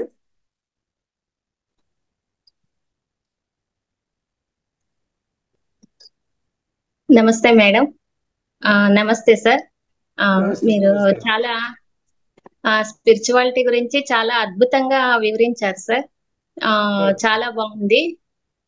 అంటే ఇప్పుడు మీరే చెప్పారు కదండి సార్, ఇది చాలా కష్టము, ఇది అందరూ ఆచరించలేంది, దీనికన్నీ చాలా పద్ధతులు ఉంటాది, ఇది అంత సామాన్యంగా రాదు అనేసి. కాబట్టి మా గురువు గారైన బ్రహ్మర్షి పితామహ పత్రిజీ సారు ప్రతి ఒక్కరి ఒక సామాన్యులకు కూడా ఇది అందుబాటులోకి రావాలి అనే ఉద్దేశంతోనే చాలా సింప్లిఫైస్ చేసి మీ శ్వాసను గమనించి మీరు అంతర్ముఖ ప్రయాణం చేయండి అని చెప్పారు కదండి సార్. అందుకని ఎంతో మంది ఈ ధ్యానం చేసి వాళ్లకున్న చెడు అలవాట్లను, చెడు మార్గాలను, ఎన్నో రకాల శారీరక మానసిక రుగ్మతలను కూడాను పోగొట్టుకున్నారు సార్. ఇవన్నీ ప్రతి ఒక్కటి మనము మారి ఈ ధ్యానంలోకి రావాలంటే అప్పుడు ధ్యానమే అవసరం ఉండేలే, మనలో ఒక పరివర్తన కోసమే ఈ ధ్యానం అనేది సార్ చెప్తున్నారు సార్. కానీ ఇవన్నీ చేయడం కూడా అన్ని కష్టం కదండి సార్. ఇది అగ్నిహోత్రం అన్నా ఇదన్నా ఇప్పుడు ఇంత సింపుల్ గా శ్వాస మీద ధ్యాస చెప్తేనే ఎన్నో డౌట్స్ అడుగుతా అన్నారు ప్రతి ఒక్కరు కూడాను. కానీ ఇవన్నీ చేయాలంటే కూడా ఇవన్నీ చేస్తే చాలా మంచిది సార్. కానీ ప్రతి ఒక్కరు ఇన్ని చేయలేరు కాబట్టి సారు చాలా సులభంగా అందరికీ అర్థమయ్యే రీతిలో ఒక అజ్ఞానులు కానీ ఒక పామరులు కానీ ఏమీ తెలియని వాళ్ళు కూడాను సైలెంట్ గా కూర్చోండి, మీ శ్వాసను గమనించండి అని సార్ చెప్పడం జరిగింది సార్. ఇది నా అభిప్రాయం సార్. అంతే. చాలా మంచిది. Okay sir, thank you sir. Thank you. ఇంకా మాస్టర్స్ ఎవరైనా మాట్లాడుతున్నా? శ్రీరాజు గారు మీరు మాట్లాడతారా అండి? ఓకే. రాఘవయ్య గారు? నమస్తే మాస్టర్. నమస్తే మేడం. నమస్తే మాస్టర్. నమస్తే అండి. నమస్తే మేడం, చాలా చక్కగా చెప్పారు సార్, ప్రతి ఒక్కరికి అర్థమయ్యే విధంగా. ఓకే. ఈ ఆధ్యాత్మికం అనేది మన భారతదేశంలో పుట్టింది. దీన్ని ప్రతి ఒక్కరు మర్చిపోవడం వల్ల విదేశాలు అక్కడ ఇక్కడ ఎత్తుక్కుంటూ ఉంటున్నారు. కానీ ఇది ఇక్కడే పుట్టిందని మీరు చక్కగా చెప్పారు సార్. ఇది ఆచరించడం వలన ప్రతి ఒక్కరిలోనే మనసు నుంచి ఒక్కొక్క భావం అనేది వస్తూ వాళ్ళలో ఆధ్యాత్మికంగా వాళ్ళ దశలో మారడానికి అవకాశం ఉంటుంది సార్. అదే విధంగా ఇప్పుడున్న పారిశ్రామిక యుగంలో ఇప్పుడిప్పుడే మళ్ళీ ఆధ్యాత్మిక వైపు మారుతున్నారని చక్కగా చెప్పారు సార్. ఈ రోజుల్లో ఆధ్యాత్మిక అంటే ఆరోగ్యం, పూజ అన్నా కానీ ఆరోగ్యానికి ముడిపడి ఉంది, యజ్ఞం అన్నా కానీ ఆరోగ్యానికి ముడిపడిందని మన పూర్వీకులు, ఋషులు, యోగులు ప్రతి ఒక్కరు కూడా మనకి చెప్పగానే చెప్పారు. ఏ పని చేసినా కానీ ఆరోగ్యం ఉండేదానికే మనల్ని అటువైపు మలిచేదానికే వాళ్ళ ప్రయత్నం చేశారు. కానీ మన వాళ్ళు అనేది అది కూడా బద్దకిచ్చేసి ఒక్కోటి మర్చిపోవడం వల్ల అనారోగ్యానికి గురవుతున్నారని చక్కగా వివరించారు సార్. స్పిరిచువల్ వచ్చేసి ఆధ్యాత్మిక విధానాలు ఉన్నాయి. ఆధ్యాత్మికగాను భౌతికంగాను, భౌతిక నుంచి ఆధ్యాత్మిక రావడం అనేది 3 విధానాలు చక్కగా చెప్పారు సార్. ఆధ్యాత్మిక అనేది హిమాలయాల్లో యోగులు మునులు చేసేదే కాకుండా ప్రతి ఒక్కరు కూడా ఆ విధానంలో ఉండటం వల్ల వాళ్ళ భౌతిక ప్రపంచంలో ఉన్నవారు ఆధ్యాత్మికంలోకి రావాలని చెప్పారు.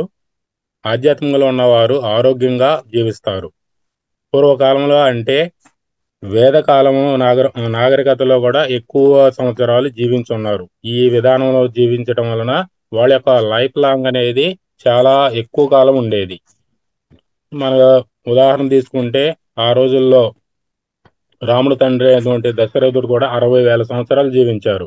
వాళ్ళు ఆ మార్గాన్ని అవలంబించారు కాబట్టి ఈ మధ్య మనం తెలుసుకున్నది కూడా అది చాలా సంవత్సరాలు జీవించినట్టే. ఇప్పుడు మన లైఫ్ టైం వచ్చేసరికి 60కి 50కి వచ్చేసింది. మహా గొప్పగా బతికారంటే 100 సంవత్సరాలు అంటాం, లేదా 200, 300 సంవత్సరాలు అంటున్నారు. కాబట్టి మనం ఒక్కొక్కటి మర్చిపోవడం వల్లనే మన యొక్క ఆయుర్దాయాన్ని తగ్గించుకుంటున్నాం అనేది అర్థమవుతుంది సార్. ప్రపంచ దేశాల్లో కూడా భారతదేశంలో ఆదర్శంగా నిలుస్తుంది. ఎందుకంటే మన భారతదేశం వారికి రోగ నిరోధక శక్తి ఎక్కువగా ఉంటుందని మనం చెప్పగానే మొన్న రీసెంట్ గా 3 years బ్యాక్ వచ్చిన కరోనా ద్వారా కూడా మనం నిరూపించగలిగాం. ఎందుకంటే మన భారతదేశంలో ఎక్కువగా ఆధ్యాత్మిక వైపు ఉన్న వాళ్ళు కూడా ఉన్నారు. వాళ్ళ యొక్క పరంపరలో మనం ఉన్నాం కాబట్టి మన యొక్క రోగ నిరోధక శక్తి కూడా ఎక్కువగా ఉందని తెలియజేశారు. ఈ 1800 సంవత్సరం ముందు ప్రపంచంలో అందరూ కూడా సంపూర్ణ ఆరోగ్యం కలిగి ఉన్నారు. ఇప్పుడు ఒక్కొక్కటి మర్చిపోవడం వల్ల ఆరోగ్య సమస్యలు కొని తెచ్చుకుంటున్నారు ప్రతి ఒక్కరు కూడా. ప్రతి ఒక్క ఆరోగ్య సమస్య నుంచి ముందుకు రావాలంటే డ్రగ్స్ నుంచి బయటకు రావాలి. ఈ మందుల వాడకం నుంచి తగ్గించే కొద్దీ మన యొక్క ఆరోగ్య సమస్యలు తగ్గుతాయి. దాని సైడ్ ఎఫెక్ట్ల వలన మన ఆరోగ్యము ఇంకా తగ్గిపోతుంది. ఆధ్యాత్మికంగా అంటే ఆత్మ అని అర్థం. ఆత్మ అంటే ధ్యానం. ధ్యానం యొక్క ముఖ్య ఉద్దేశమే ఆత్మ. శరీరం యొక్క మూలము ఆత్మయే. మన శరీరములో ఉండే ఆవశ్యకతమైనది ఆత్మయే. నీవు నిన్ను తెలుసుకోవడం అంటే ఆత్మ జ్ఞానం తెలుసుకున్నప్పుడే మన యొక్క పరమాత్మను చేరుకోగలుగుతాం. శారీరకంగా, భౌతికంగా, ఆధ్యాత్మికంగా ఉండేప్పుడే ప్రతి ఒక్కరూ సంపూర్ణ ఆరోగ్యం కలిగి ఉంటారని చాలా చక్కగా వివరించారు సార్. అదేవిధంగా ఆధ్యాత్మికంలో ఉన్న వారికి ఒత్తిడి నుండి దూరంగా ఉంటారు. కర్మ రోగాల నుంచి చికిత్స ఉండదు కాబట్టి ఆధ్యాత్మికంలో ఉన్న వారికి ఈ రోగ నిరోధక శక్తి అనేది పెరుగుతుంది. కర్మకు సంబంధించిన వ్యాధులు చాలా తీవ్రంగా ఉంటాయి. గుణము మంచిగా ఉన్నప్పుడు ఆరోగ్యంగా ఉంటారు. అంటే చెడు ఆలోచన లేకుండా మంచిగా ఉన్న వాళ్ళకి ఆరోగ్య రీత్యా కూడా మంచిగా ఉంటారు. మన దినచర్యలో ధ్యానము, పూజ, తీర్థయాత్రలు, దర్శనము ఇలాంటివన్నీ కూడా చాలా ముఖ్యమైనవి. యూరిన్ థెరపీ అనేది మనకి శివుడు ద్వారాగా చెప్పబడింది. మొట్టమొదట శివుడు పార్వతీదేవికి చెప్పారు, పార్వతీదేవి నందికి చెప్పారు. ఆ నంది నుంచి పరంపర యోగులు, మునుల ద్వారాగా అఘోరాలు ఇప్పుడు పాటిస్తున్న వాళ్ళు అఘోరాలు కానీ, నాగసాధువులు కానీ వాళ్ళ యొక్క లైఫ్ టైం కూడా చాలా ఎక్కువ ఉంటుంది. ఈ మధ్య జరుగుతున్న కుంభమేళాలకు కూడా అఘోరాలు అదే విధంగా నాగసాధువులు వచ్చారు. వారి యొక్క లైఫ్ టైము ఒక్కొక్కరు చెప్పిన విధంగా 200 సంవత్సరాలు, 300 సంవత్సరాలు, 1000 సంవత్సరాలను కూడా నేను విన్నాను. కాస్మిక్ శక్తి అనేది మన శరీరంలోనే ఉంటుంది కానీ బయట ఎక్కడి నుంచి రాదని చెప్పారు సార్. ధ్యానం అంటే సంపూర్ణ ఆత్మస్థితిలో చేయాలి. ఈ శక్తి 1000 సూర్యులతో సమానం అని చెప్పారు సార్. ఈ విధంగా ప్రతిదీ కూడా మనకి నిత్యం కనిపించినట్టు సూర్య దేవుడి నుంచి కూడా మన శక్తిని పొందవచ్చు. కాబట్టి సూర్య నమస్కారాల ద్వారా కానీ, సూర్యోపాసన ద్వారా కానీ, ప్రాణోపాసన చేయటం ద్వారా కానీ, అదేవిధంగా అగ్నిహోత్ర చేయటం వల్ల కూడా మన యొక్క శక్తిని పెంచుకోవచ్చు అని చాలా చక్కగా వివరించారు సార్. ఈ ఔషధాలకు దేవుడైనటువంటి ధన్వంతరి అని విశదీకరించారు. అదేవిధంగా ప్రతి ఒక్కరూ ఆధ్యాత్మికంగా జీవించాలి. ఈ విధంగా జీవించడం ద్వారా మన యొక్క జీవితకాలం పెంచుకోవచ్చని, దీర్ఘాయు కలిగి ఉండొచ్చని చాలా చక్కగా అద్భుతంగా వివరించారు సార్. మీరు చెప్పినటువంటి ఇదివరకు క్లాస్ కూడా నేను విన్నాను సార్. ఇది యూరిన్ థెరపీ అనేది నేను కూడా పాటిస్తున్నాను సార్. ఈ అవకాశం ఇచ్చినటువంటి మాస్టర్స్కి, రంగనాథ్ సార్ గారికి మీకు కృతజ్ఞతలు సార్.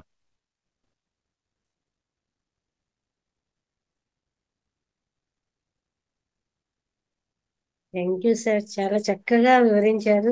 సార్ చెప్పిన దాంట్లో కూడా ఏమన్నా మిస్ అయిపోయినా కూడా అటో ఇటో దాన్ని మీరు కవర్ చేసేసారు అనమాట. అద్భుతంగా ఆ ఆ సార్ చెప్తున్న దాన్ని మీరు అలా వినాయకుడు రాసేసినట్టు దెబ్బ దెబ్బ దెబ్బ ఆడము, దాన్ని కవర్ చేయడం చాలా బాగుంది. Thank you very much. Thank you madam. ఇంకా ఎవరైనా అడుగుతారా? ఏమన్నా డౌట్స్ ఉన్నాయా? లోతైన సబ్జెక్ట్ అండి. ఈ వీడియోస్ను 1-2 సార్లు విని మళ్ళీ మళ్ళీ విని తెలుసుకోవాలి. ఈ సబ్జెక్ట్ అనేది కొత్తగా వచ్చింటారు, ఇప్పుడే జాయిన్ అయి ఉంటారు కాబట్టి దీని గురించి పూర్తిగా లోపలికి వెళ్ళకపోవచ్చు. 1-2 సార్లు ఈ జ్ఞానాన్ని మీరు వింటూ ఆ వీడియోస్ వచ్చాక చక్కగా మళ్ళీ మళ్ళీ అది ఒక్కొక్క పాయింట్ నోట్ చేసుకుంటూ ఉంటే చక్కగా వివరణ అనేది మీకు అర్థమవుతుందండి. అలాగే యూట్యూబ్లో సార్ యొక్క వీడియోస్ చాలా ఉన్నాయండి. ప్రతి దాని గురించి చెప్పడం జరిగింది. ఎన్నో వీడియోస్ ఉన్నాయి. థర్డ్ ఐ గురించి కానీ ఎన్నో ఎంత జ్ఞానం అందించారో సార్ అయితే. యూట్యూబ్లోకి వెళ్ళి మీరు అవన్నీ కూడా చక్కగా చూసి ఆ, అవన్నీ కూడా ఆ జ్ఞానాన్ని తెలుసుకొని నలుగురికి కూడా దాన్ని షేర్ చేయొచ్చండి. చాలా చాలా చాలా వీడియోస్ ఉంటాయి. సిఎస్ రాయుడు గారు, యోగశ్రీ సిఎస్ రాయుడు గారి మీరు చూసారంటే అన్ని వీడియోస్ ఉంటాయండి సార్ చెప్పినవి. కాబట్టి ప్రతి ఒక్కరూ అవన్నీ చూడండి, నోట్ చేసుకోండి, తెలుసుకోండి, ఆచరించండి. ఇంత అద్భుతమైన జ్ఞానాన్ని నలుగురికి పంచండి. ఓకేనా masters? Thank you very much. Thank you sir. మాకు ఇంత చక్కటి అవకాశాన్ని అందించారు. ఇలా మీ యొక్క జ్ఞానాన్ని అందించారు. ముందు ముందు క్లాసుల్లో కూడా మాకు ఇలాగే మీరు ఇస్తూ ఉండాలి, జ్ఞానాన్ని పంచుతూ ఉండాలని కోరుకుంటున్నాం sir. Thank you very much.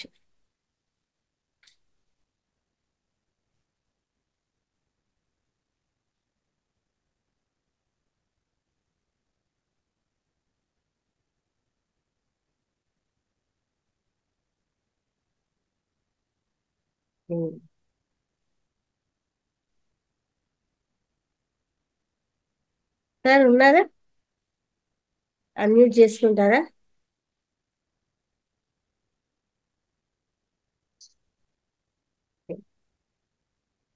Masters, next మనం చక్కగా కాసేపు మెడిటేషన్ చేసుకుందాము. అందరూ కూడా ఒక గ్లాస్ మంచి నీళ్ళు తాగండి. వేళ్ళలో వేలు వేసుకున్నాము, కాళ్ళు క్రాస్ చేసుకున్నాము.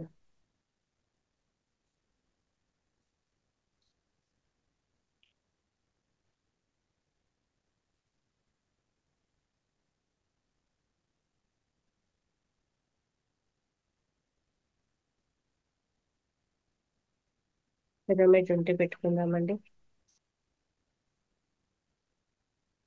ఒక గ్లాస్ మంచినీళ్ళు తాగు, ఒక గ్లాస్ మంచినీళ్ళు పెట్టుకోవడం పక్కన, అద్దాలు ఉంటే తీసి పక్కన పెట్టేయండి.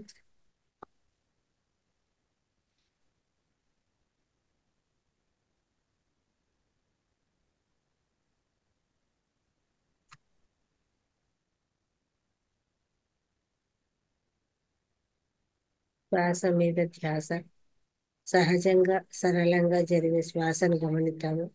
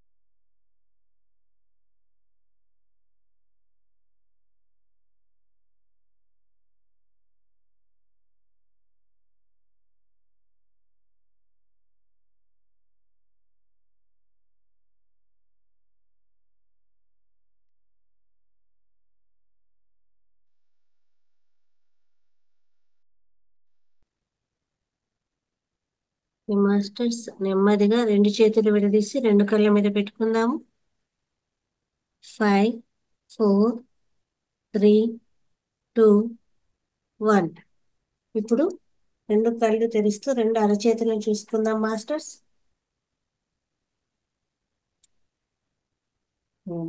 Thank you masters. ఇంతవరకు జరిగిన ధ్యానాన్ని అందించినటువంటి మహర్షి పితామహ పత్రిజీ గారికి గట్టిగా ధన్యవాదాలు తెలియజేస్తున్నాము. Thank you. ఈ వీడియోస్ ప్రతి ఒక్కరు కూడా లైక్ చేయండి, షేర్ చేయండి, అలాగే కామెంట్ చేయండి. Thank you very much.